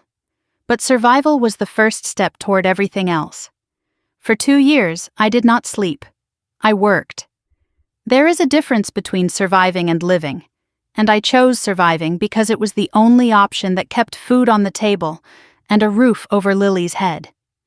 My daily routine was brutal. Wake at 5 in the morning, work until midnight, fit Lily in between like puzzle pieces, stealing moments with her whenever I could. Breakfast together before daycare, dinner together before bedtime, weekends at the park when I could afford to take a few hours away from the endless hustle. She learned to walk in my office, taking her first steps between my desk and the copy machine while I was on a call with a client. I muted the phone so he would not hear me crying. The sacrifices were enormous. No social life, no friends outside of work, no room for error or exhaustion or weakness. Every decision was about the business. Every dollar was reinvested. Every opportunity was seized with both hands because I knew there would not be a second chance. Some months I made rent. Some months I ate rice for a week so Lily could have real food. I learned to budget down to the penny, to negotiate every invoice, to never pay full price for anything. Poverty is an education that wealthy people never receive. It teaches you exactly what you can live without. By year 2, I had 12 clients and enough profit to hire my first employee. Her name was Carla, and she was 22 years old, fresh out of community college, hungry in the same way I had been hungry. I saw myself in her and gave her the same chance Arthur had given me. She worked harder than anyone I had ever met, and together we started building something real. Not everyone wanted to see me succeed. Marcus Webb decided I was a threat before I even knew his name. He was 45 years old, established in the Hartford commercial real estate market for 2 decades, and deeply offended by the idea that a young single mother with no pedigree was stealing clients from established professionals like himself. His response to my existence was a whispering campaign designed to destroy me before I could become real competition. The rumors reached me through a sympathetic client who thought I should know what was being said. Young and unreliable, unprofessional, probably slept her way into Arthur's client list. The words were designed to hit every insecurity I had, every vulnerability that came with being a woman in a male-dominated industry. My first instinct was to confront Marcus directly, to demand he stop spreading lies about me, to make a scene that would force him to acknowledge my existence and my worth. Then I remembered something Ms. Dolores had told me years earlier. Do not fight battles that do not advance your position. Fight the ones that do. Confronting Marcus would have given him exactly what he wanted. Drama, evidence that I was emotional and unprofessional, proof that the rumors were getting to me. Instead, I did something he never expected. I outworked him so completely that his lies became obviously ridiculous. When a client he wanted hired me instead, I delivered results 3 months ahead of schedule and 15% under budget. When he spread rumors about my competence, I published a market analysis that got picked up by a regional business journal. When he tried to undermine my reputation, I built one so solid that his whispers bounced off it like rain on glass. I ran into him once at a property showing. First face-to-face meeting since the rumors started. He walked over with that smug smile of a man who thinks he has already won. "Miss Thornton," he said, "I have heard you are doing well." Surprising, given your circumstances. I looked him straight in the eye. "Mr. Webb, I have heard you have been talking about me." Surprising, given that we have never met. His smile tightened. "Just looking out for the community. Some people are not built for this business." "You are right," I said. "Some are not. I will let you know when I meet one." I walked away without looking back. I found out later that Marcus Webb had connections to Victor Callahan. The sabotage was not random. Someone was still trying to make me disappear. They were about to learn I was done being erased. Year 3 was when everything changed, not because anything dramatic happened, but because compound interest applies to effort the same way it applies to money. All those late nights, all those sacrifices, all those small victories that seemed insignificant at the time started adding up into something bigger. My revenue crossed 7 figures for the first time. I hired 2 more employees. I moved into an office with actual windows and furniture that did not come from thrift stores.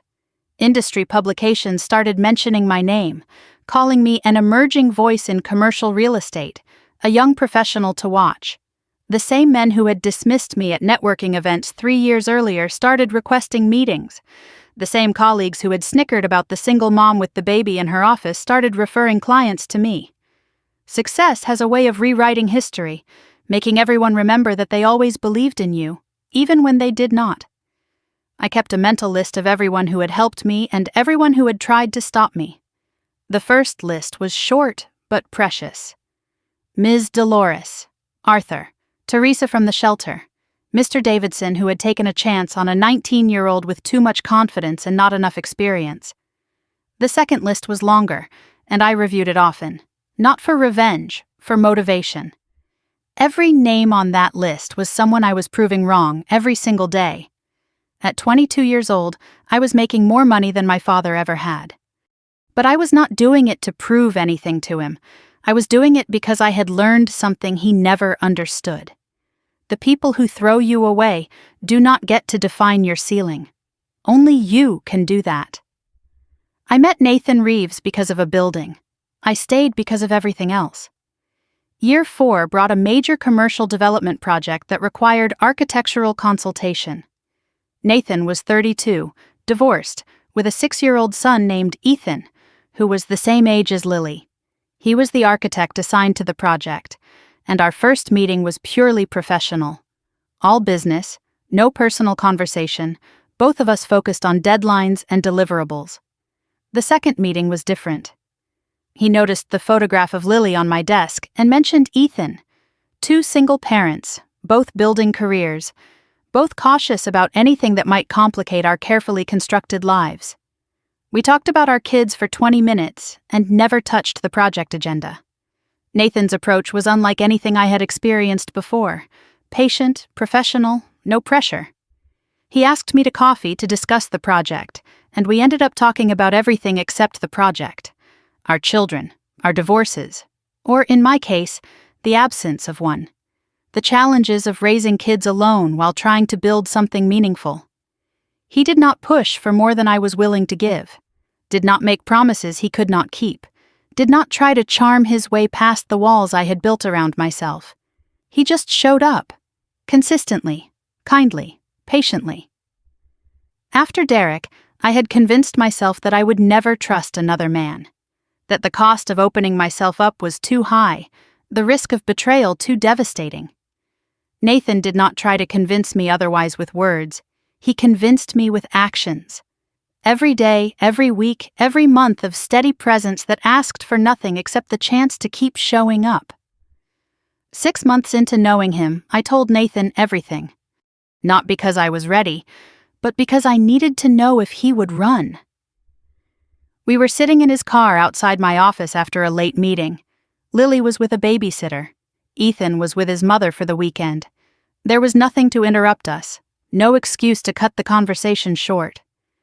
I told him about Warren and Judith, about Derek and the pregnancy, about the garbage bags and the Walmart parking lot and the shelter, about Victor Callahan's $2 million and the deal that had erased me from my own family.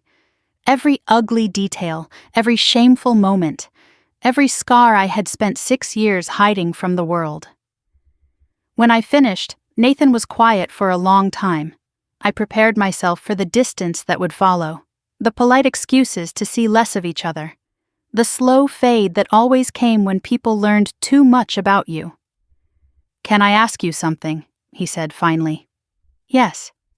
"Did you ever consider giving up? Every single day." "But you did not." "I could not.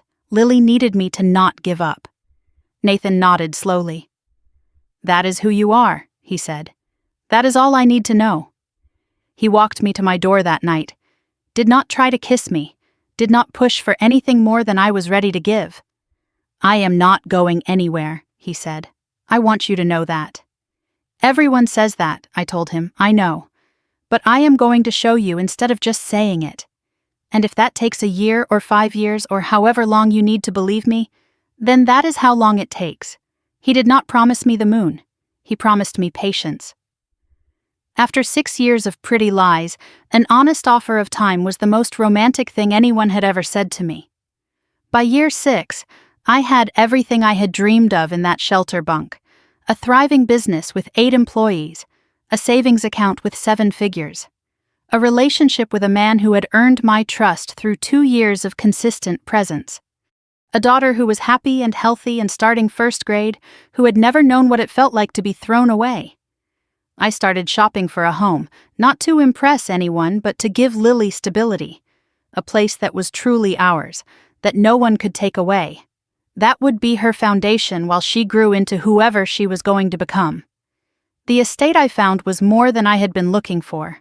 8 acres in Greenwich, old money neighborhood, a statement property whether I wanted it to make a statement or not. The realtor looked at me like I did not belong there, like single mothers from homeless shelters did not buy $12 million estates. I wrote the check anyway. I signed the papers on my 24th birthday. 8 acres, 5 bedrooms, a gate with a security code. Not because I needed to prove anything to Warren or Victor or anyone who had thrown me away, because for the first time in my life I could. And no one was ever going to take that security away from me or my daughter. What I did not know, standing in my new driveway watching the sunset over my land, was that the past was not finished with me. Somewhere in Westbrook, my father's empire was crumbling, and he was about to come looking for the daughter he had sold. But first I was about to discover what really happened the night my father kicked me out. And it was not what I thought. I swore I would never go back to Westbrook. Then a $12 million deal made me reconsider my principles. A commercial development consortium wanted to redevelop the downtown area, and they needed someone with expertise in repositioning distressed properties. The project was exactly the kind of work I had built my reputation on. Walking away from it would have meant walking away from the biggest opportunity of my career. Nathan saw me staring at the project proposal for the 3rd night in a row, maps of Westbrook spread across my desk like evidence of a crime. "You have been looking at that for hours," he said. "What is stopping you?" I traced my finger along a street I used to know, The route from downtown to my childhood home, a path I had not traveled in 7 years. I grew up there, I told him. My family is there, or what is left of them. Nathan was quiet for a moment.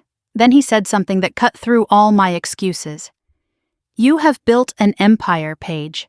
Going back is not retreating, it is conquering. He was right. I had spent 7 years running from Westbrook, building a new life as far from my father's shadow as I could manage. But shadows only have power in the dark. Maybe it was time to walk back into that town and show everyone what the stupid mistake had become. I called the consortium the next morning and accepted the project. Driving into Westbrook felt like entering a time machine that only moved in the wrong direction. Every street corner held a memory I had tried to bury. The high school where I had been invisible. The diner where Derek first asked for my number. The Walmart parking lot where I had spent my first night as a homeless pregnant teenager. I kept my eyes forward and did not drive past Thornton Motors or my childhood home. Some ghosts were better left undisturbed, at least for now. The project site was an abandoned industrial area on the edge of town, factories that had closed decades ago, leaving behind broken windows and graffiti, and the kind of urban decay that developers see as opportunity. I met with the consortium's lawyers and investors and city officials, presenting my analysis in the same conference room where my father had probably made deals 20 years earlier. No one recognized my name. No one connected me to Warren Thornton or his failing dealership. I was just another consultant from out of town, professional and competent, and completely anonymous. After the meeting, one of the investors approached me. Older man, expensive suit, the kind of casual wealth that comes from generations of compound interest. Thornton, he said, reading my business card. Any relation to the dealership family? I kept my face neutral. Common name in Connecticut. No relation. He nodded, accepting the lie without question. Shame what happened to them. Warren Thornton used to be somebody around here. Heard his business is circling the drain. I filed that information away and changed the subject. Business can be unpredictable. Shall we discuss the zoning variance? Warren Thornton's business is circling the drain. 6 words delivered casually by a stranger, and suddenly my professional composure was fighting against 7 years of complicated satisfaction. I had known my father's empire would fall eventually. Men who sell their daughters for profit do not tend to make good long-term decisions. But hearing it confirmed by someone who did not know our history made it real in a way it had not been before. The truth was waiting for me in a basement archive, buried under 7 years of dust and municipal indifference. I was conducting due diligence on the development site, reviewing property records and ownership histories, standard work that I had done 100 times before. The county clerk's office kept their old files in a basement that smelled like mildew and forgotten paperwork. I was not expecting to find anything personal. I was just doing my job. Then I saw a name I recognized. Thornton Motors, LLC. My father's company was listed in the ownership chain of a parcel, now included in the development project.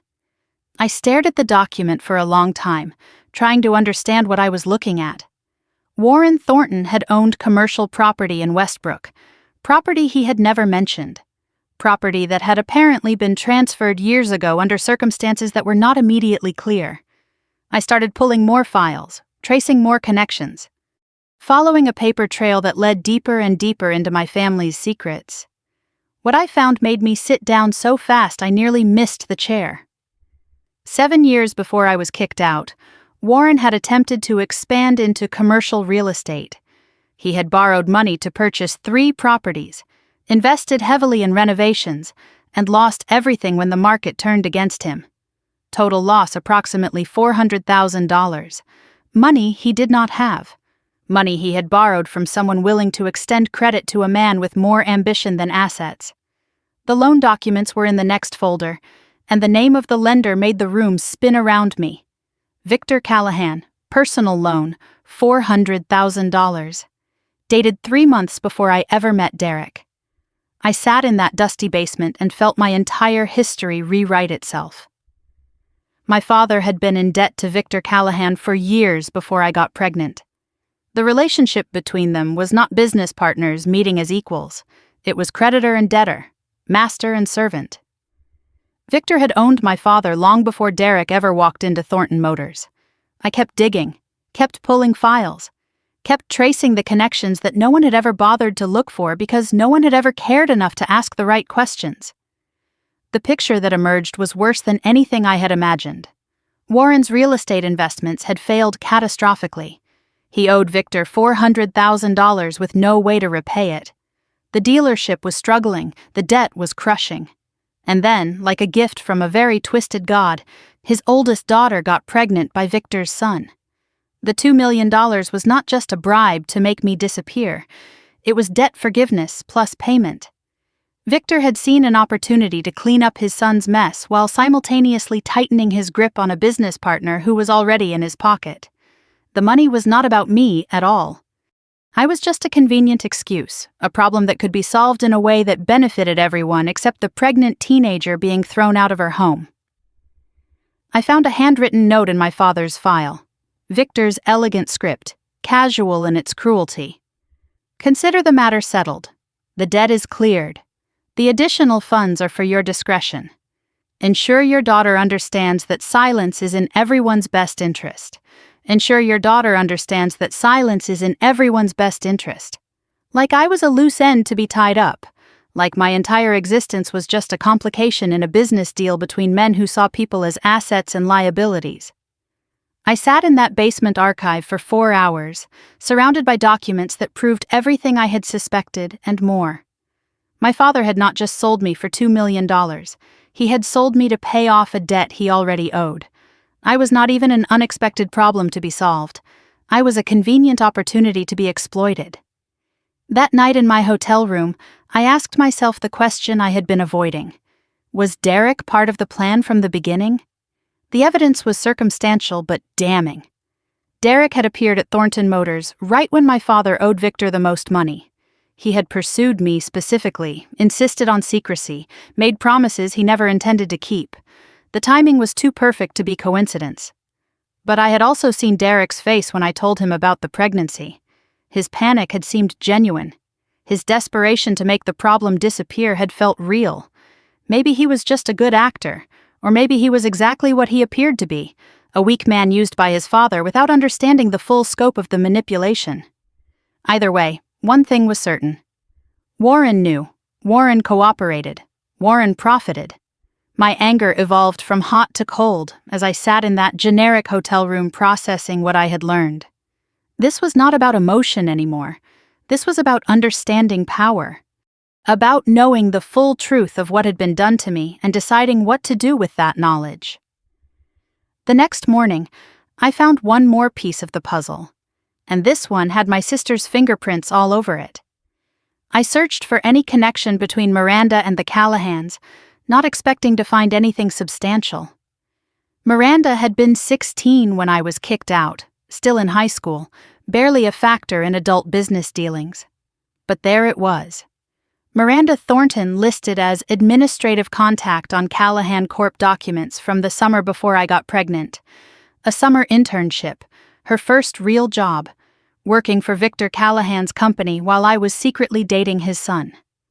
The implications hit me like a physical blow. Miranda had been inside Callahan Corp. She had access to information, to gossip, to the kind of casual office conversation where secrets get shared without anyone realizing their importance. She would have known about Derek's engagement to Brooke Whitmore. She would have known that her sister's secret relationship was doomed from the start. And she had said nothing, had warned me about nothing, had watched me fall in love with a man who was already promised to someone else and kept her mouth shut. I remembered the night I was packing to leave. Miranda standing in my doorway with that satisfied smile. You should have known your place. Not sadness, not guilt, satisfaction. Like she had been waiting for this moment, like she had helped make it happen. Miranda had told Warren about Derek and me. She was the informant. She was the reason Victor found out about the relationship before Derek could figure out how to end it cleanly.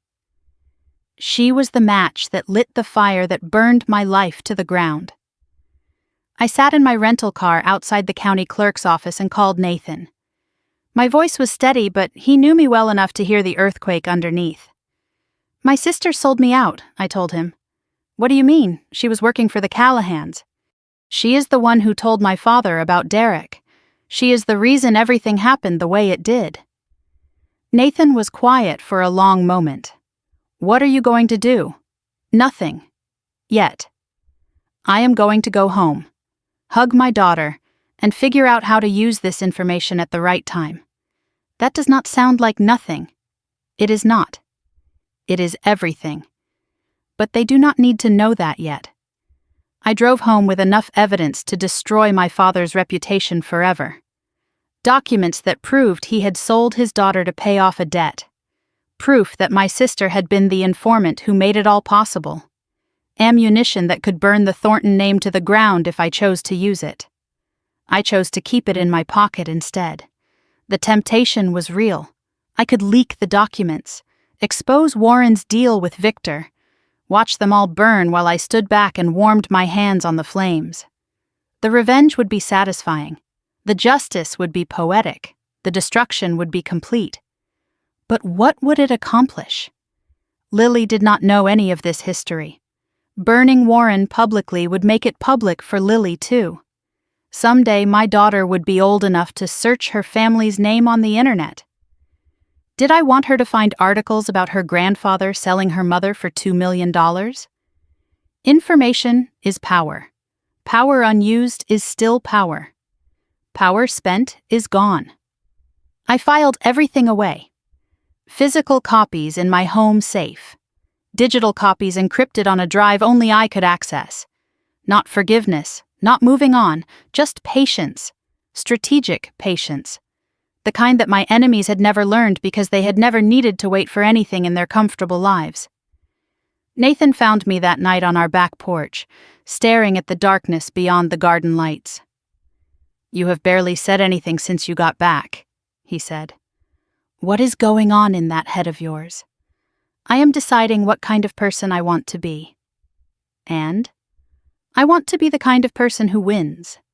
Not the kind who just hurts people who hurt me. There is a difference." "What is the difference?" "Hurting them feels good for a moment.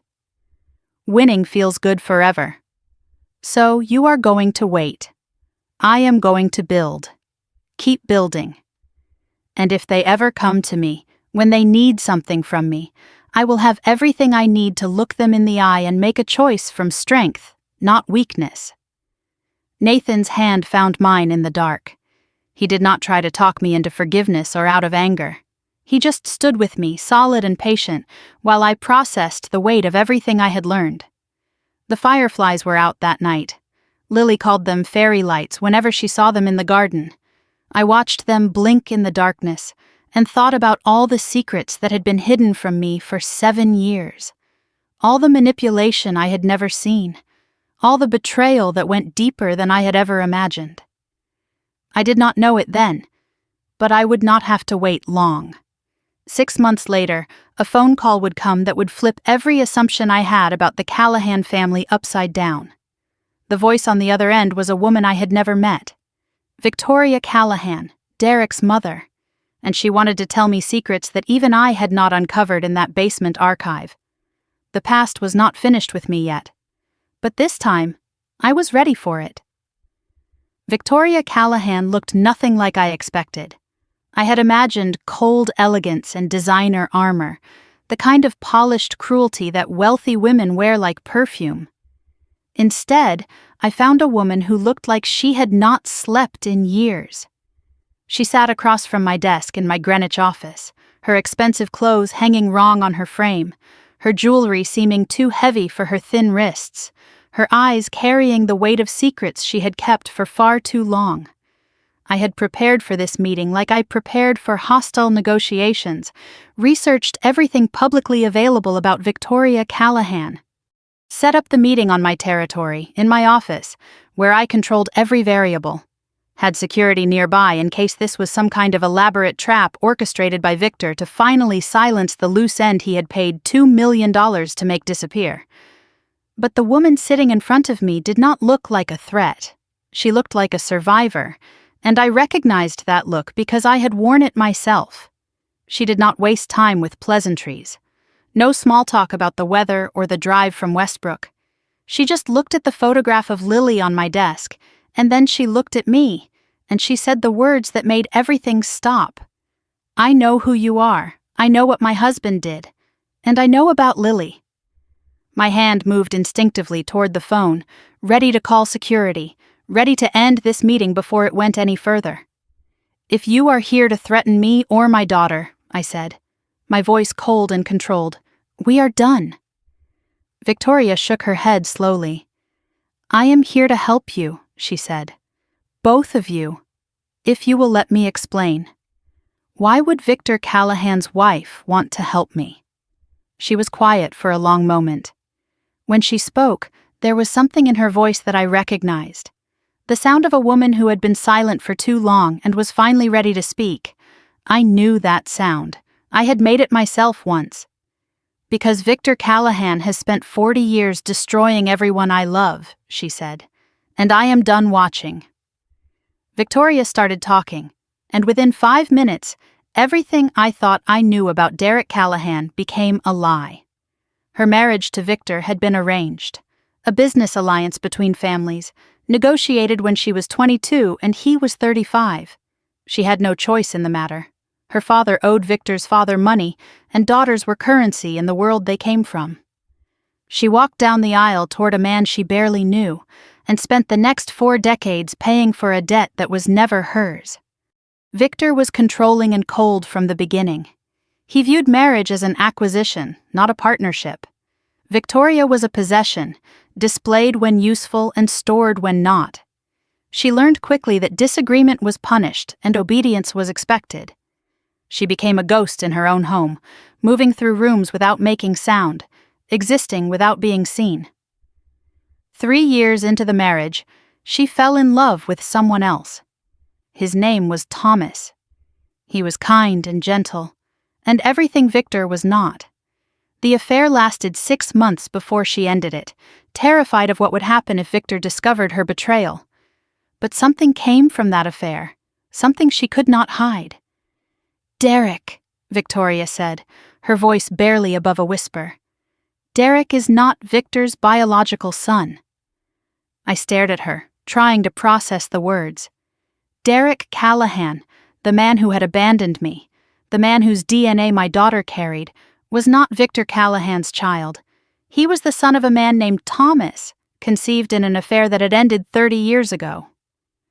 Victor found out when Derek was 2 years old, Victoria continued. A blood test for something routine. The types did not match. He has known for over 30 years. And Derek does not know? Derek has no idea. No one knows. Victor made sure Thomas disappeared. And he made sure I understood that if I ever told anyone, Derek would suffer for it. The implications crashed over me in waves. Victor had known for decades that Derek was not his son.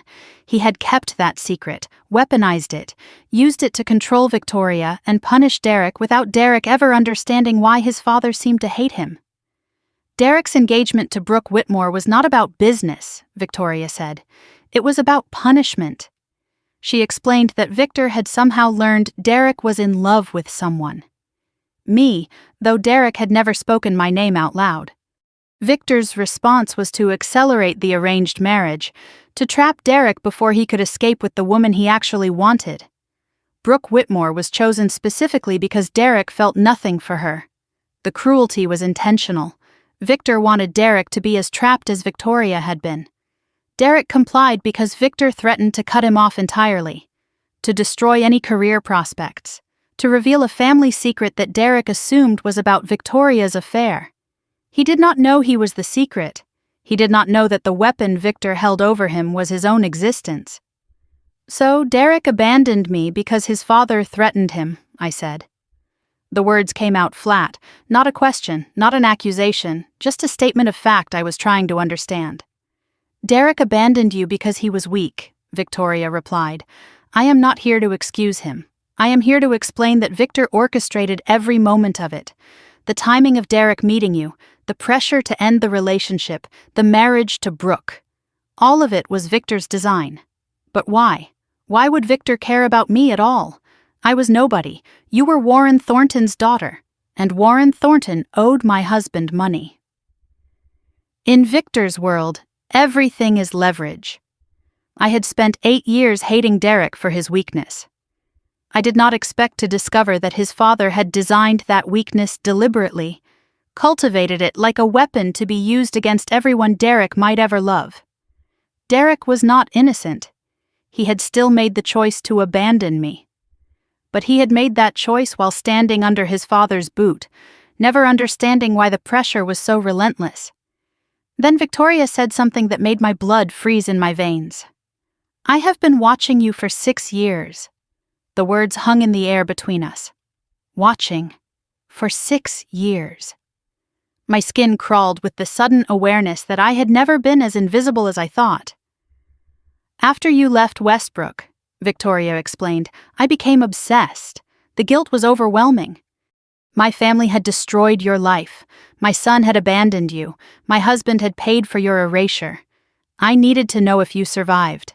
I needed to know if the baby survived." She had hired a private investigator, tracked my journey from the shelter to the small apartment, to the growing business, to the Greenwich estate. She had watched from a distance, documenting every milestone, every struggle, every triumph, never intervening, never making contact, just watching, waiting, keeping a record of the life her family had tried to end before it could begin. She pulled a folder from her purse and set it on my desk. Inside were photographs, reports, 6 years of surveillance I had never suspected. "Lily is my only grandchild who shares my blood," Victoria said. "Not Victor's blood, mine, and Thomas's. She is the only good thing that came from any of this." I looked at the folder without touching it. 6 years of my life documented by a woman I had never met. Every moment I thought was private captured and filed away. The violation was profound. But so was the longing in Victoria's eyes as she looked at the photograph of Lily on my desk. "Why now?" I asked. "Why come to me now, after all this time? Because things have changed. Victor had a stroke 3 months ago. He is dying, and he is changing his will." The rest came out in a rush. Victor was diminished, but still lucid enough to modify his estate plans. His final act of cruelty was ensuring that Lily would never see a penny of his fortune. The new will explicitly excluded any children born outside of recognized marriages. Derek's legitimate children with Brooke would inherit everything. Lily, biologically his granddaughter, would be erased one last time. The fortune was substantial. Callahan Corp was worth approximately $80 million.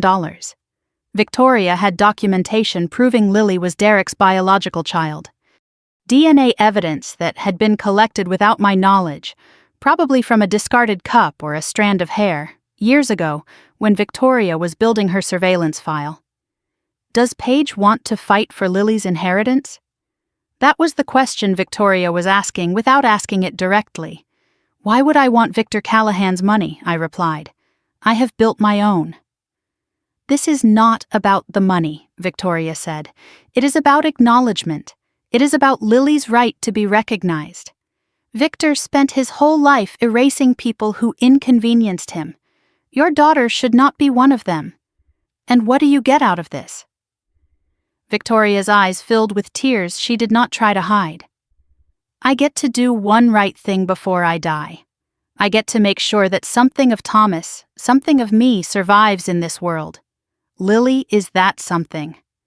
She left me with documents and contact information for her lawyer and a decision I did not know how to make. $80 million. My daughter's birthright from a family that had thrown her away before she was born.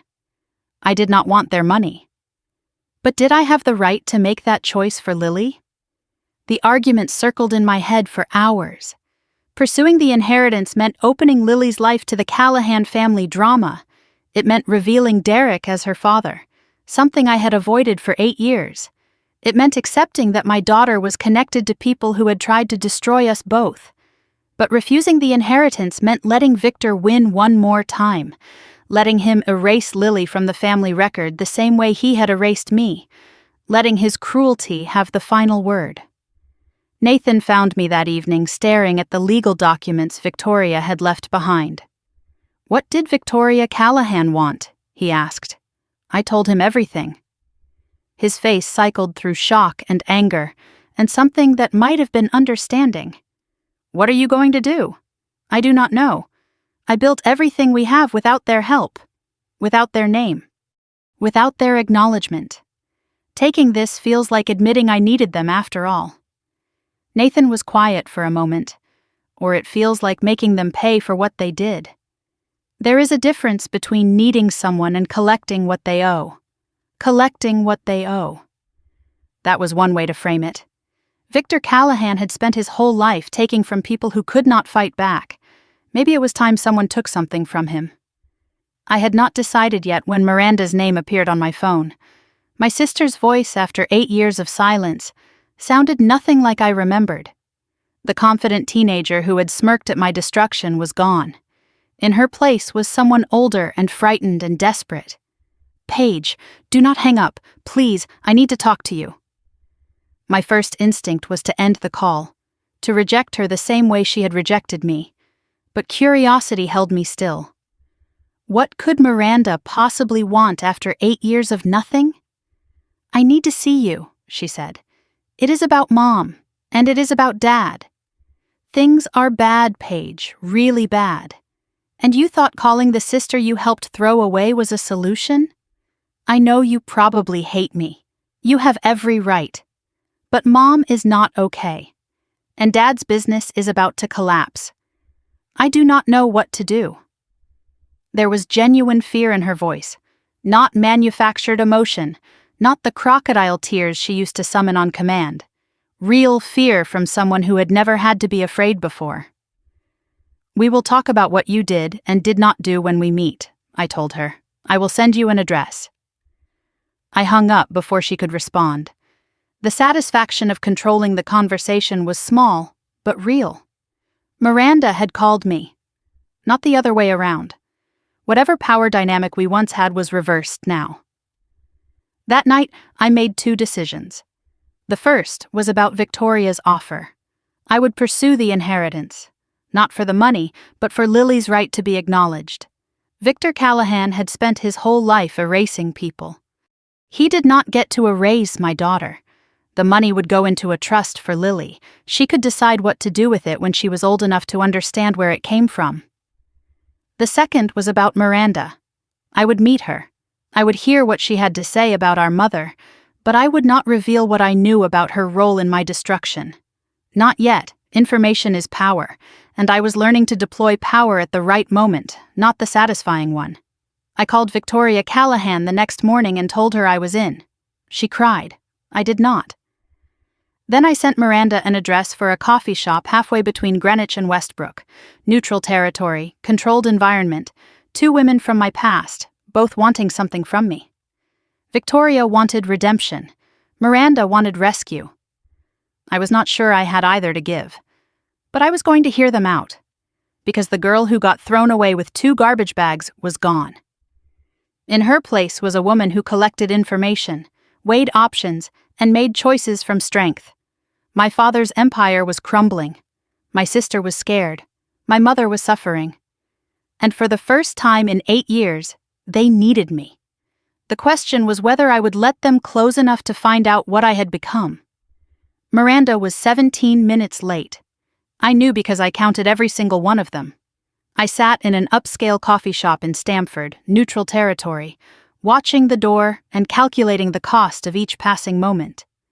The table I had chosen was in the back corner, my chair positioned against the wall so I could see everyone who entered. 8 years of survival had taught me to never sit with my back to a door. I had dressed deliberately for this meeting, professional, expensive, successful.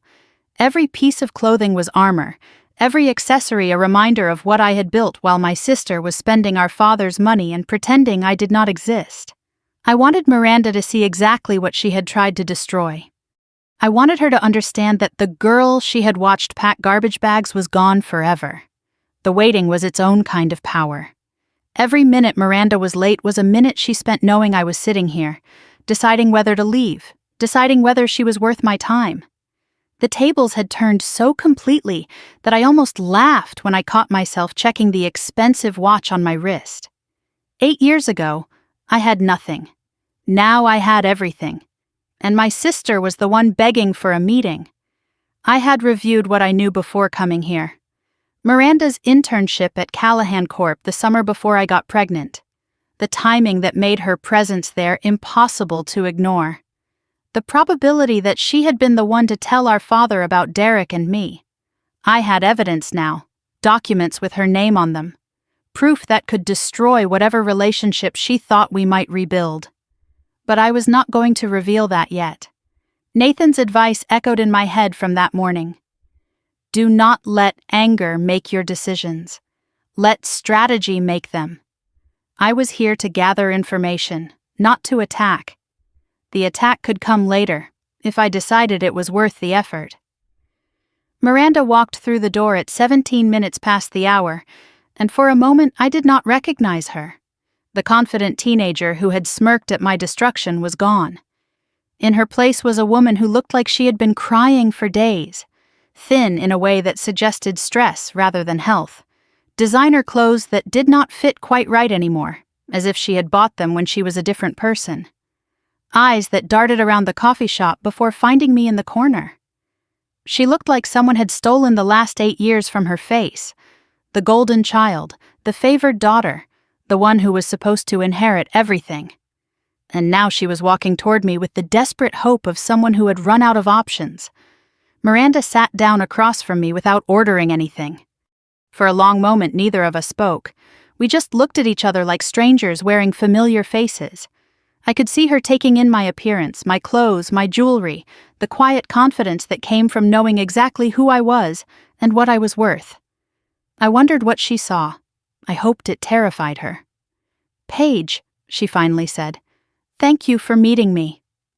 I did not respond, just waited. Let her fill the silence with whatever she had come here to say. She started with small talk, the way people do when they are afraid of the real conversation. The coffee shop was nice. The drive had been long. She had heard good things about my company. I let her ramble for 2 minutes before cutting through the performance. "You did not call me after 8 years to discuss the decor," I said. "What do you want, Miranda?" Her face cracked immediately. The composure she had been trying to maintain shattered like glass, and underneath was something raw and frightened. She started talking about our father, the business failing, debts mounting, everything collapsing. Thornton Motors was bankrupt. The house was mortgaged 3 times over. Warren had not slept properly in weeks, and when he did sleep, he woke up screaming from nightmares about losing everything he had spent his life building. "And this concerns me how?" I asked. "You are his daughter. You are family. I was family 8 years ago, too." That did not seem to matter when he gave me 1 hour to pack my life into garbage bags. Miranda flinched. Actually flinched, like the words had physical weight. 8 years ago, she had watched me pack those bags with a smile. Now she could not even hear them mentioned without wincing. Something had changed in her. I was not sure yet if it was guilt or just fear. She made her pitch like someone who had rehearsed it in the mirror but forgot all the words once the curtain rose. Warren needed money. The family needed saving. I was successful, I had resources, I could make a single investment or loan that would barely impact my finances, but would save everything my father had built. The entitlement in her voice was breathtaking. She assumed I would feel obligated. She assumed I would want reconciliation badly enough to pay for it. She assumed that family was a debt I still owed, despite everything that had been done to me. "You could save everything," Miranda said, leaning forward with desperate intensity. "One investment, one loan, you would barely notice the money, but it would save our family." "Your family," I corrected. "Our family. You are still a Thornton." I looked at her for a long moment. Then I said something that wiped the hope from her face. "I am a Thornton who built her own company. You are a Thornton who spent 8 years spending Daddy's money. We are not the same kind of Thornton." Her face flushed with embarrassment and anger. "I know you are angry," she said. "You have every right to be. But holding on to that anger while Dad loses everything is not justice. It is revenge. You say that like revenge is a bad thing. The words hung in the air between us. Miranda stared at me like she was seeing someone she did not recognize. Maybe she was. The sister she remembered had been desperate for approval, willing to work without pay, eager to be useful even when no one appreciated her efforts. That girl was gone, burned away by garbage bags and Walmart parking lots and years of building something from nothing. I decided it was time for Miranda to understand exactly how much I knew. Before we talk about helping Dad, I said, let us talk about the summer before I got pregnant. Your internship. At Callahan Corp. The color drained from Miranda's face so fast I thought she might pass out. She knew immediately what I was referring to. She knew that her secret was not a secret anymore. I do not know what you mean, she tried, but the lie was pathetic. I laid it out for her. The documents I had found with her name on them. The timing that made her presence at Callahan Corp impossible to ignore. The probability that she had been the one to tell our father about Derek and me. The conclusion that was unavoidable once all the pieces were assembled. You told Dad about Derek and me, I said. You told Victor's people. You are the reason everything happened the way it did. I did not, she started, but her voice was shaking. I mentioned it once, but I did not know what they would do. You did not know that telling Victor Callahan's company that his son was secretly dating your sister would have consequences. You were 16, not 6. They said it was just office gossip. I did not know what they would do with the information. You did not care what they would do. You were jealous. I was finally getting attention from someone, and you could not stand it. Miranda started crying, actual tears streaming down her face, mascara running in dark lines toward her chin. She looked pathetic. She looked exactly like what she was, a woman who had helped destroy her sister's life and was only now facing the consequences. You wanted me gone, I continued, and you made it happen. So do not sit here 8 years later asking me to save the people who threw me away. You were one of them. She cried harder. I felt nothing. I remembered her smile in my doorway that night. Finally, she had said, like my destruction was a gift she had been waiting to unwrap. I was not going to comfort the woman who celebrated my erasure. Then Miranda said something I did not expect. Mom begged him not to do it. The words cut through my anger and made me pause. What? That night, Miranda said, her voice thick with tears. After you went upstairs to pack. Mom and Dad had a fight. I heard them through the door. Mom was crying, telling him he could not do this to you. She threatened to leave. She said she would go with you. I stared at her, trying to process this information. My mother had fought for me? My mother, who sat at the dinner table staring at her mashed potatoes while my father sentenced me to exile, had actually tried to stop it. What happened? Dad told her if she left, he would make sure she never saw either of us again. He said he had information about her past, something she did not want anyone to know. He said he would use it to destroy her if she tried to take his daughters away. Miranda wiped her eyes with the back of her hand, smearing mascara further across her cheeks. Mom has been different ever since that night. Like something in her just stopped. She goes through the motions, but she is not really there anymore. Dad broke something in her. She could have left, I said, but my voice had lost some of its edge. She could have found me. She could have made a different choice. She was scared. She has always been scared of him. Being scared does not excuse watching your daughter get thrown away and doing nothing. No, Miranda agreed quietly, it does not. But maybe it explains it. I sat with that for a moment. I had spent 8 years hating my mother's silence. I did not expect to discover that her silence was a cage my father had built around her. It did not change what she did, but it changed how I understood it. Miranda reached into her purse and pulled out something I had not seen in almost a decade. A silver bracelet, delicate and antique, with a clasp that I recognized immediately. My grandmother's bracelet. My mother's mother. The one piece of jewelry that meant anything in our family. The bracelet I was supposed to inherit someday. The bracelet that should have been mine. "Mom asked me to bring this to you," Miranda said. "She wanted you to have something of hers.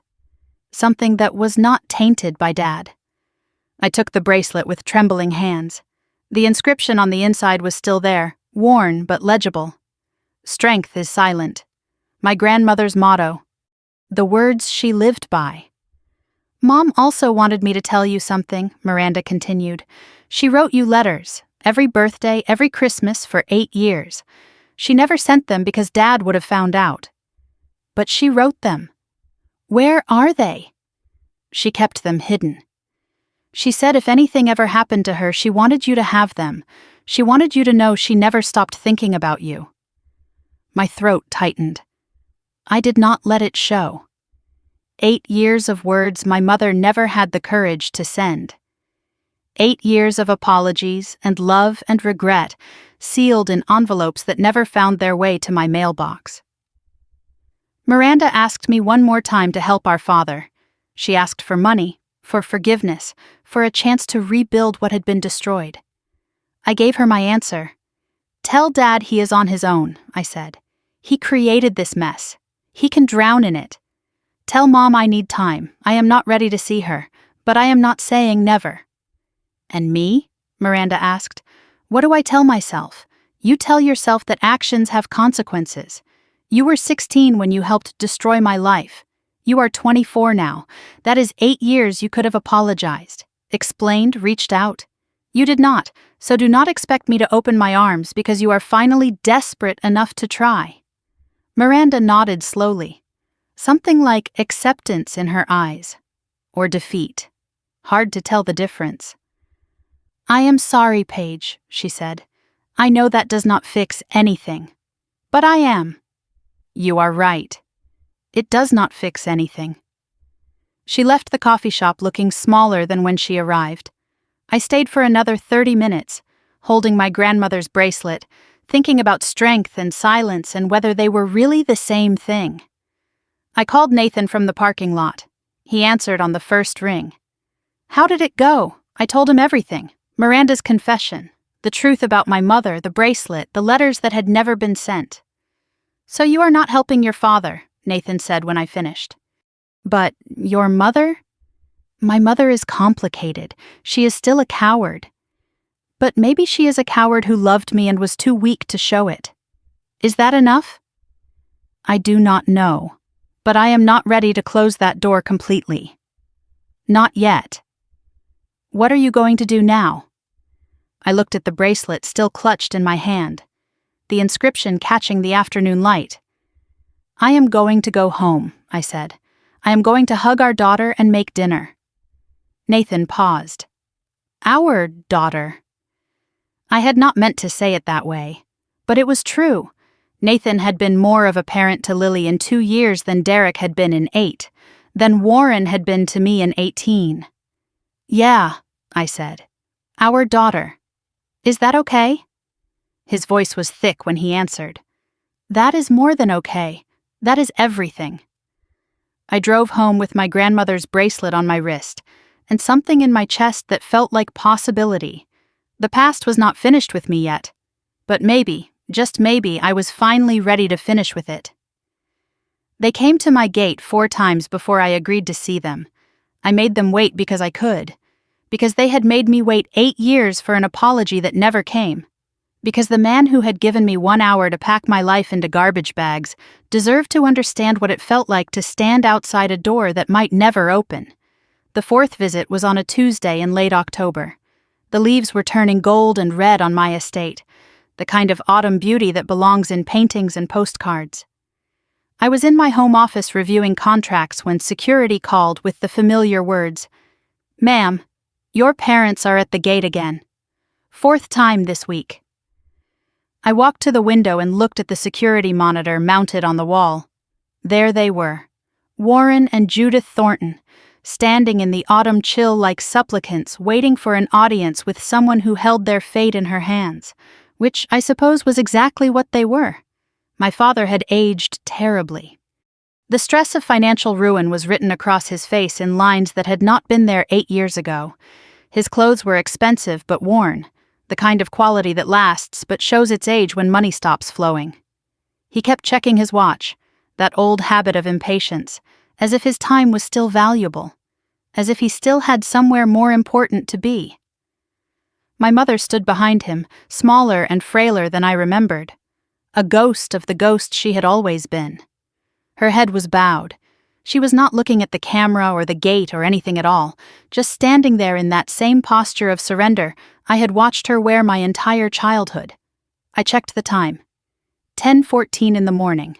I made a decision. "Tell them I will be out in 52 minutes, I said into the phone. Marcus, my head of security, paused. 52 minutes exactly, ma'am?" "Exactly." I hung up and sat back in my chair, watching my parents on the monitor. They had no idea I could see them, no idea that every second they stood there was a calculation, a message, a payment for debts they probably did not even remember incurring. 52 minutes. 8 minutes less than an hour. 1 minute for every year of Lily's life that they had missed. My father would not understand the math. But I would know. And that was enough. I used the time productively. Reviewed the documents I had gathered over the past months. The evidence of my father's debt to Victor Callahan. The proof that the $2 million was not just a bribe, but a transaction. The records showing Miranda's internship at Callahan Corp the summer before everything fell apart. I was not planning to show them everything. That would be revealing too many cards at once. But I wanted the weight of what I knew sitting in my chest when I faced them. I wanted the power of information, even if I did not use it all. At exactly 52 minutes, I stood up from my desk. I checked my reflection in the mirror by the door. Not out of vanity, but out of strategy. I was dressed simply but expensively, the kind of quiet wealth that does not need to announce itself. I wanted my father to see what I had become. I wanted every step I took toward that gate to be a message he could not ignore. I found Lily in the living room with Nathan.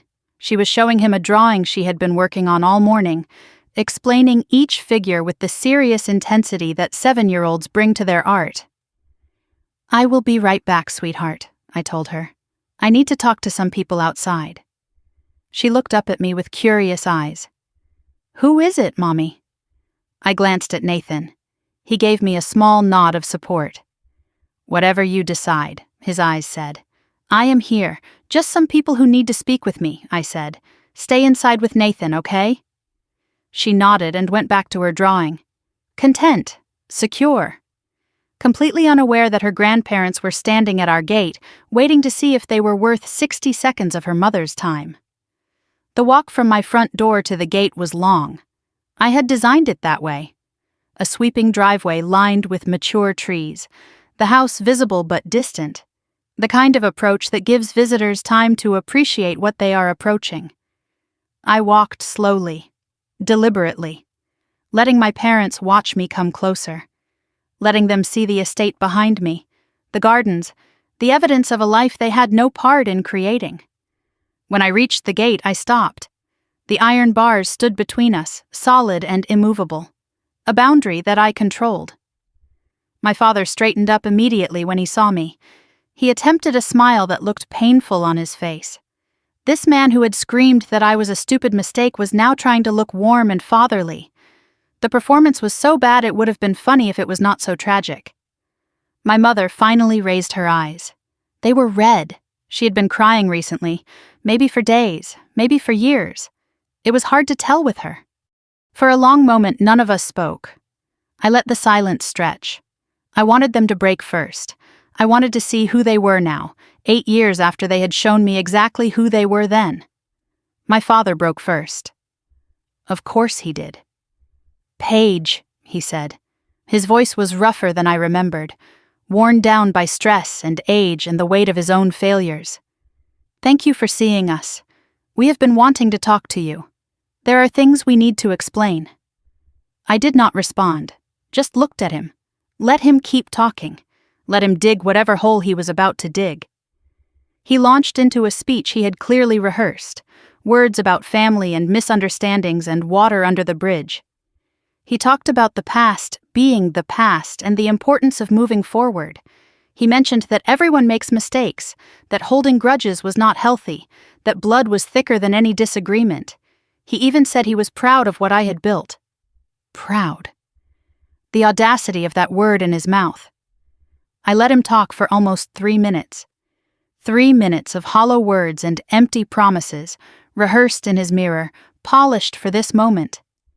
He was sweating by the end despite the cool October air. When he finally stopped talking, I spoke for the first time. "You called me a stupid mistake," I said.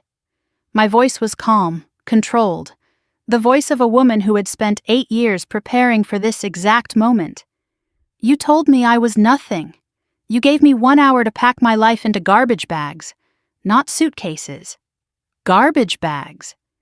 Because that is exactly what you thought I was worth." My father's face shifted. The prepared smile flickered. "Paige, that was a long time ago. I was angry, I was not thinking clearly. Things were said that should not have been said. Things were said," I repeated. "No, money was exchanged. $2 million to be precise." The color drained from his face. My mother's hand flew to her mouth. They had not expected me to know. They had underestimated me. Again. For the last time. "I do not know what you think you know," my father started. "I know everything." I cut him off. "I know about the $400,000 debt you owed Victor Callahan before I ever met Derek. I know the $2 million was not just a bribe to make me disappear. It was debt forgiveness plus payment. I know you did not kick me out because you were ashamed of me. You kicked me out because Victor Callahan made you an offer and you did the math. You decided your pregnant daughter was worth less than a business deal." My father's composure cracked completely. His face cycled through denial and shock and something that might have been shame if he was capable of feeling it. "You do not understand the pressure I was under," he said. "The debts, the business, everything was falling apart. Victor had me by the throat. I did not have a choice." "You had a choice," I replied. "You could have chosen your daughter. You chose the money instead." "I was trying to save the family," he insisted. "I was trying to protect everyone." "Everyone except me," I said. "I was not family that night, was I? I was a liability, an asset to be liquidated." He opened his mouth to argue, but before he could speak, my mother did something she had not done in 8 years. She stepped forward. She spoke. "He is right that he was under pressure," she said. Her voice was small but clear. "He is wrong about everything else." My father turned to her with a warning look. "Judith, do not." But she did not stop. She kept talking, the words coming out like they had been trapped inside her for years. "I should have left him," she said. "That night. I should have walked out with you. I packed a bag. I was ready. I told him I was going to leave, going to find you, going to choose my daughter over my husband." My father's face darkened. "We discussed this," he said through clenched teeth. "We agreed." "You threatened me," my mother replied, and there was something in her voice I had never heard before. Backbone. After 60 years of silence, she was finally standing up. "You said if I left, you would make sure I never saw either of my daughters again. You said you had information about my past. You said you would use it to destroy me." She turned back to me, her eyes filled with tears. "I was a coward, Paige. I chose my comfort over my daughter. I chose his threats over your safety. I will never forgive myself for that. And I do not expect you to forgive me either." I looked at my mother for a long moment. This woman who had been a ghost my entire childhood, who had slipped me money in secret but never protected me in public, who had watched me get thrown away and done nothing to stop it. "You are right," I said. "I do not forgive you." She nodded, accepting the verdict. "I know, but I needed you to hear that I tried. Not hard enough, not bravely enough. But I tried." "Miranda told me about the letters," I said. 8 years of words you never sent." My mother's eyes widened. She did not know Miranda had told me.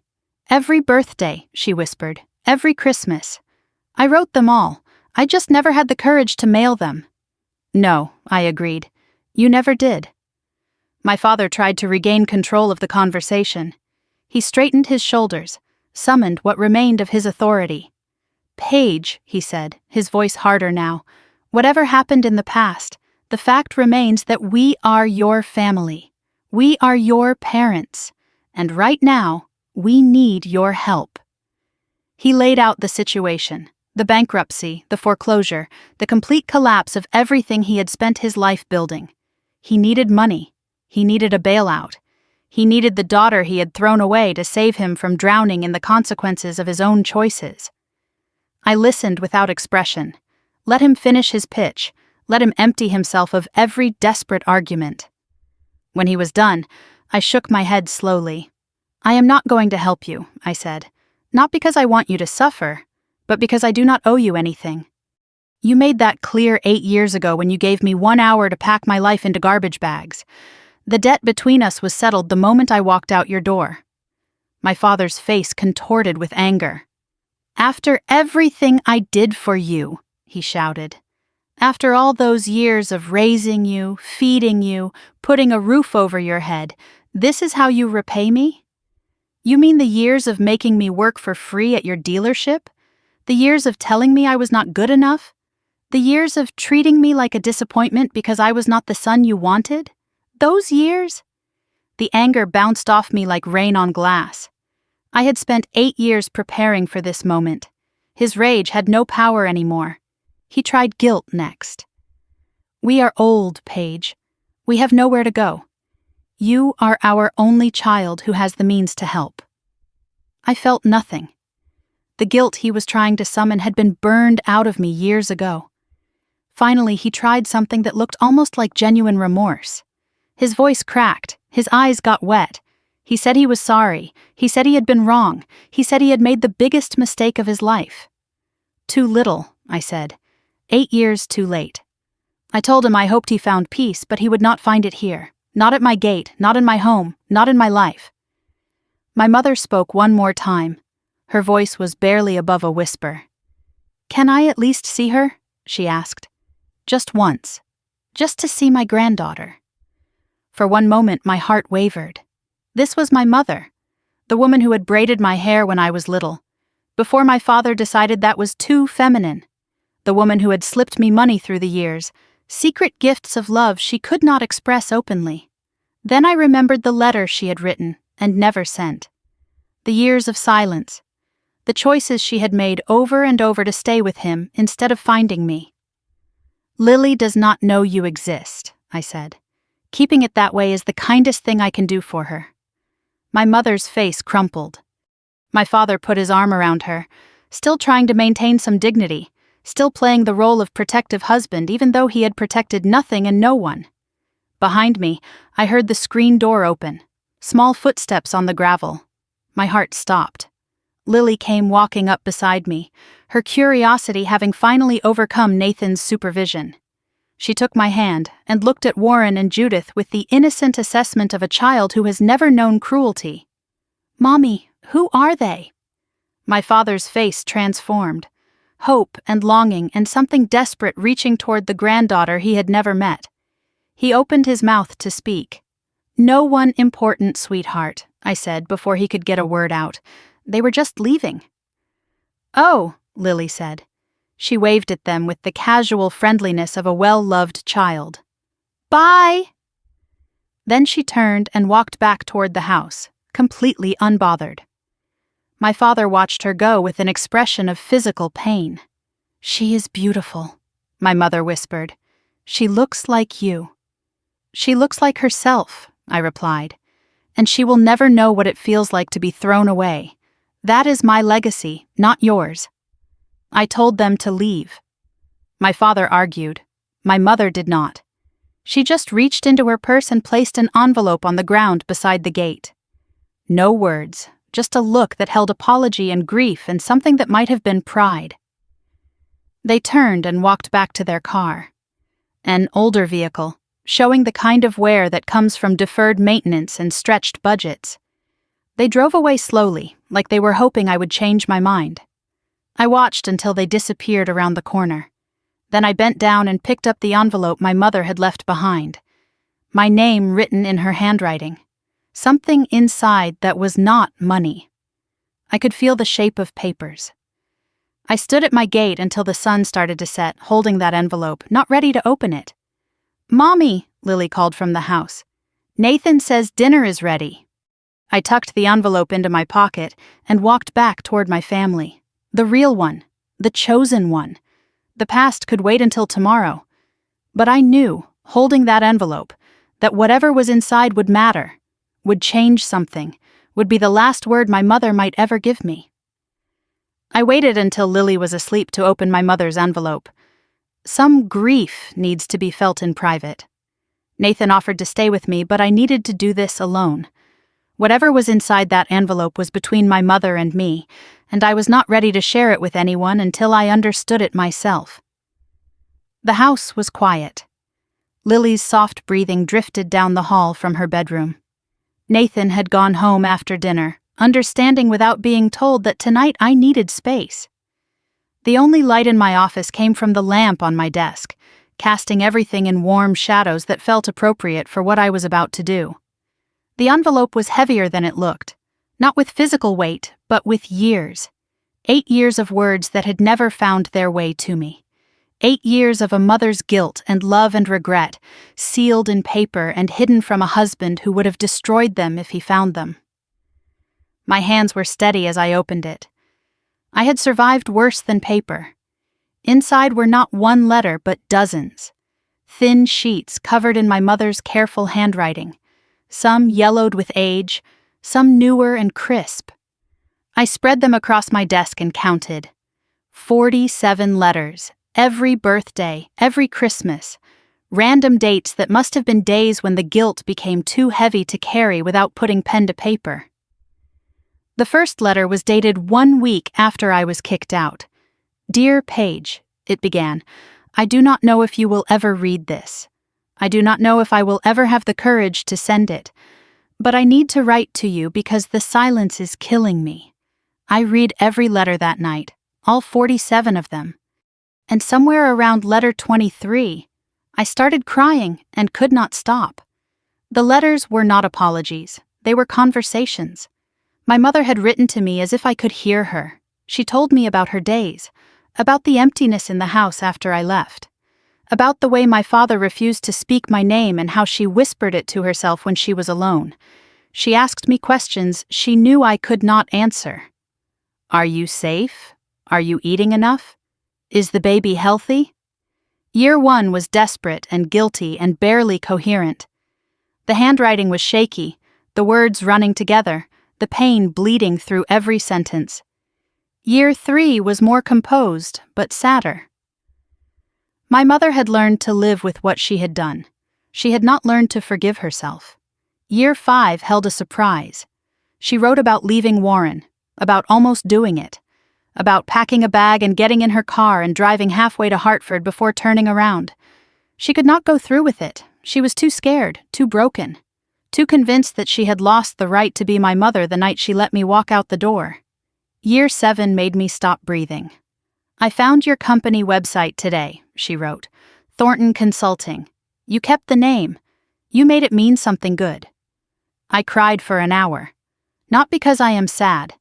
Because you did it, Paige.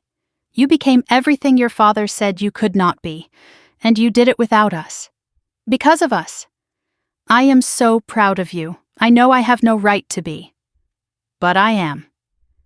The most recent letters were different, written in the months since she learned I was back in Connecticut, since she heard through Miranda that I had built an empire, since she started hoping that maybe somehow she would get a chance to see me again.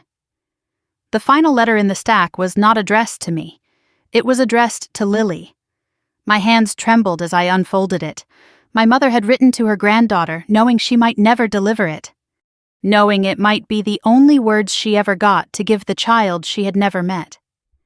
"Dear Lily," the letter began, "you do not know me. You might never know me. But I want you to know that I have loved you since before you were born." She explained who she was, why she was not there, why she should have been. She did not make excuses. She called herself a coward. She admitted she had failed. "Your mother was brave before she knew she needed to be," she wrote. She was always the strongest person in our family, even when no one else could see it. Your father, your grandfather, they were too busy looking at what she was not to see what she was. But I saw. I always saw. I just did not have the courage to say it out loud. She told Lily about the mistake. I let fear make my choices, she wrote. Do not ever let fear choose for you. Be brave. Be kind. Be the person your mother is raising you to be. And if you ever wonder whether you were wanted, know this: you were wanted by everyone who mattered, including me, even though I failed to show it. The closing line broke something open in my chest. If your mother ever decides to share this letter with you, tell her I am sorry. Tell her I loved her every day, even when I could not say it. Tell her she was never a mistake. She was the best thing I ever did. I just did not deserve to keep her. I sat at my desk holding that letter until the sun came up. Crying, thinking, processing 8 years of words my mother had never had the courage to send. I did not forgive her. I was not sure I ever would. But I understood her differently now. She was weak. She was scared. She had made choices that could not be unmade. But she had also loved me. In secret, in silence, in letters that filled her drawers while I filled my life with success and purpose, and a daughter who would never know what it felt like to be thrown away. I kept the letter to Lily. Someday, when she was old enough, I would decide whether to share it. Not today. Not for years, but someday. Over the next 3 weeks, several things happened that felt like the universe finally balancing its books. I sent my mother a note through Victoria Callahan's lawyer. Short and simple, I read the letters. I am not ready to see you, but I am not saying never. Give me time. The response came back through the same channel. She had cried when she got my message. She understood. She would wait forever if she needed to. My father got nothing. No note, no acknowledgement, no door left open. Warren Thornton had sold his daughter for $2 million. He had made his choice 8 years ago. He could live with it now. Miranda called once to tell me that Warren was selling everything. The dealership was gone. The house was being foreclosed. He was moving into a small apartment on the other side of Westbrook.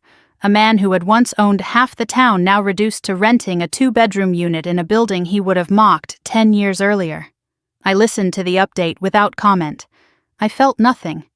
That chapter was closed. The inheritance case moved forward.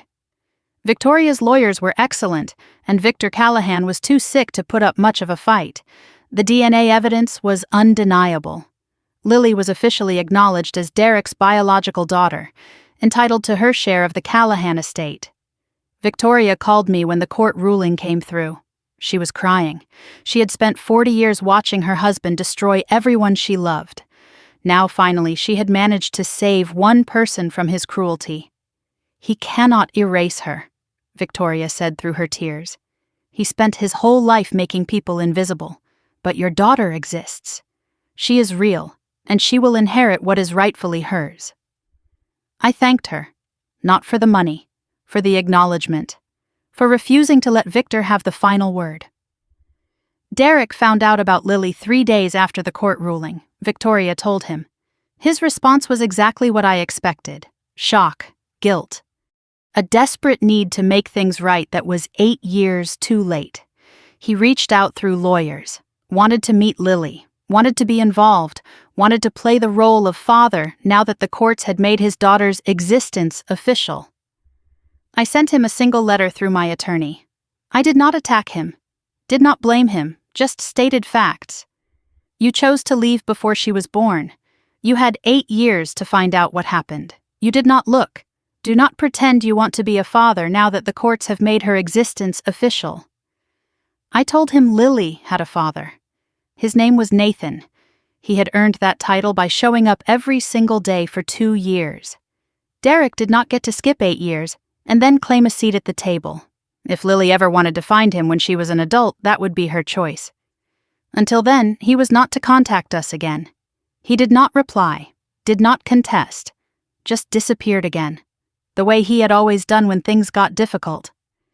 Victoria told me later that his second marriage was already failing, that he drank too much, that he had never become anything. I felt nothing.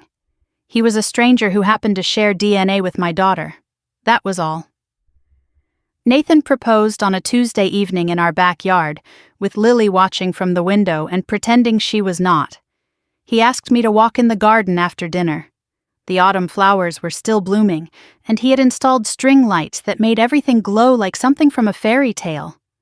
Lily was suspiciously absent from the house, claiming she needed to do homework that I knew she had finished hours earlier. Nathan was not a man who made speeches. He did not get down on one knee or recite poetry or make grand gestures. He just took my hands and looked at me with those steady eyes that had been looking at me the same way for 2 years. "I want to spend the rest of my life with you and Lily," he said. "Will you let me?" I said yes before he finished asking. I did not need to think about it. Did not need time to decide. This man had shown up every single day for 2 years, had never made a promise he did not keep, had earned my trust through patience and consistency, and the quiet dedication that matters more than grand romantic gestures. The ring was simple and elegant, perfect. He slid it onto my finger as the screen door burst open, and Lily came running out screaming. She said, "Yes!" She said, "Yes!" Nathan's son Ethan was right behind her, both of them clearly having been stationed as lookouts for this exact moment. We ended up in a group hug in the garden, 4 people who had found each other through circumstance and chosen to become a family.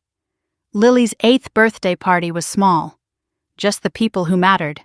Nathan and Ethan, Carla from my office, a few of Lily's friends from school, and one guest who had traveled from Florida specifically for this occasion. Ms. Dolores Washington was 70 years old now. Her hair was completely gray, and she walked with a cane she claimed was just for show. But her eyes were still sharp, and her voice still carried the same no-nonsense authority that had saved my life 9 years earlier. She pulled me aside during the party, watching the children play in the garden, watching the life I had built unfold around us. "Look at what you did, girl," she said. "Look at what you built from nothing." I looked, the estate, the business, the daughter blowing out candles on her birthday cake, the man who had earned his place by my side, the friends and colleagues and employees who had become my chosen family. "You remember what I told you in that shelter?" Ms. Dolores asked. "2 choices," I said. She nodded. "You chose right." Lily opened her presents surrounded by the people who loved her. One box had no card. Inside was my grandmother's bracelet, the one my mother had sent through Miranda. I had cleaned it and resized it for a child's wrist. "It is so pretty," Lily exclaimed. "Who gave me this?" "Someone who loved you from far away," I told her. "You can wear it until you are old enough to hear the story." She put it on immediately. The inscription caught the light. "Strength is silent." My grandmother's words. My mother's failed motto. My daughter's inheritance. Maybe strength was silent. Or maybe silence was just what scared people called their fear. I had learned that real strength sometimes meant speaking up, sometimes meant walking away, sometimes meant standing at a gate and telling the people who threw you away that they were no longer welcome in your life.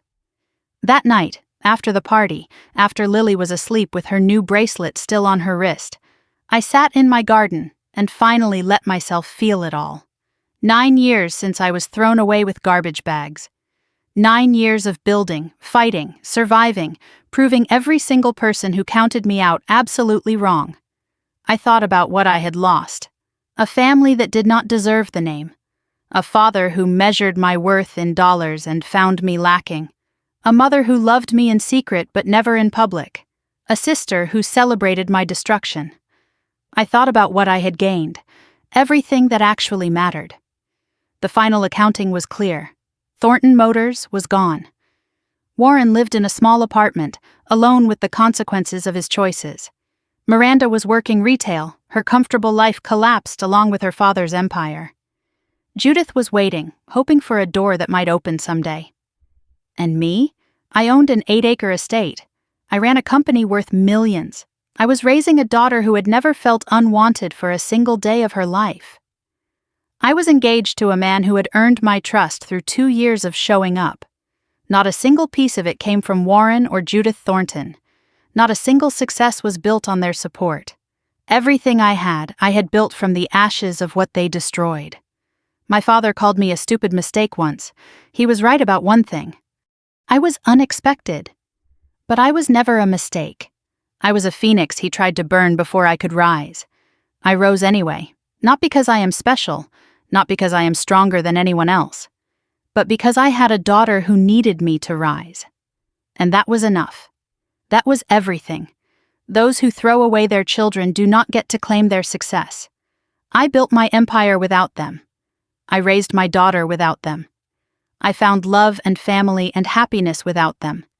And when they finally came to my gate, broken and desperate and begging for the help they had refused to give me, I was able to look them in the eye and make a choice from strength instead of weakness. I chose myself. I chose my daughter. I chose the family I built instead of the one I was born into. And I have never regretted it for a single moment. This is where my story ends. But maybe yours is just beginning. If you are watching this and you have been thrown away by family, by someone you loved, by people who should have protected you, I want you to know something. You are not what they called you.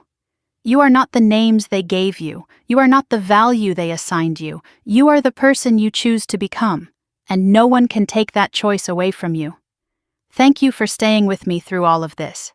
I know it was a long journey, but some stories need time to tell properly, and I hope this one was worth your time. If anything I said today resonated with you, if you have ever felt thrown away or written off or told you were not enough, I would love to hear from you. Drop a comment below and tell me your story. Or just tell me where you are watching from and what time it is there. I read every single comment, everyone, and they mean more to me than you know. If this story moved you, please hit that subscribe button and turn on the notification bell. I have more stories like this one coming. Stories about people who refused to stay down. Who built something beautiful from broken pieces. Who proved everyone wrong without ever saying, "I told you so." And if you know someone who needs to hear this story, someone going through their own garbage bag moment, share this video with them. Sometimes the thing we need most is knowing we are not alone. More of my most gripping stories are already on your screen. Click one now, and do not miss the best part. I promise you will love it. Thank you for being here. Thank you for listening. Thank you for caring about a girl who had nothing and the woman she became. I am so glad you are part of this journey. I will see you in the next one. This story is fictionalized for dramatic effect.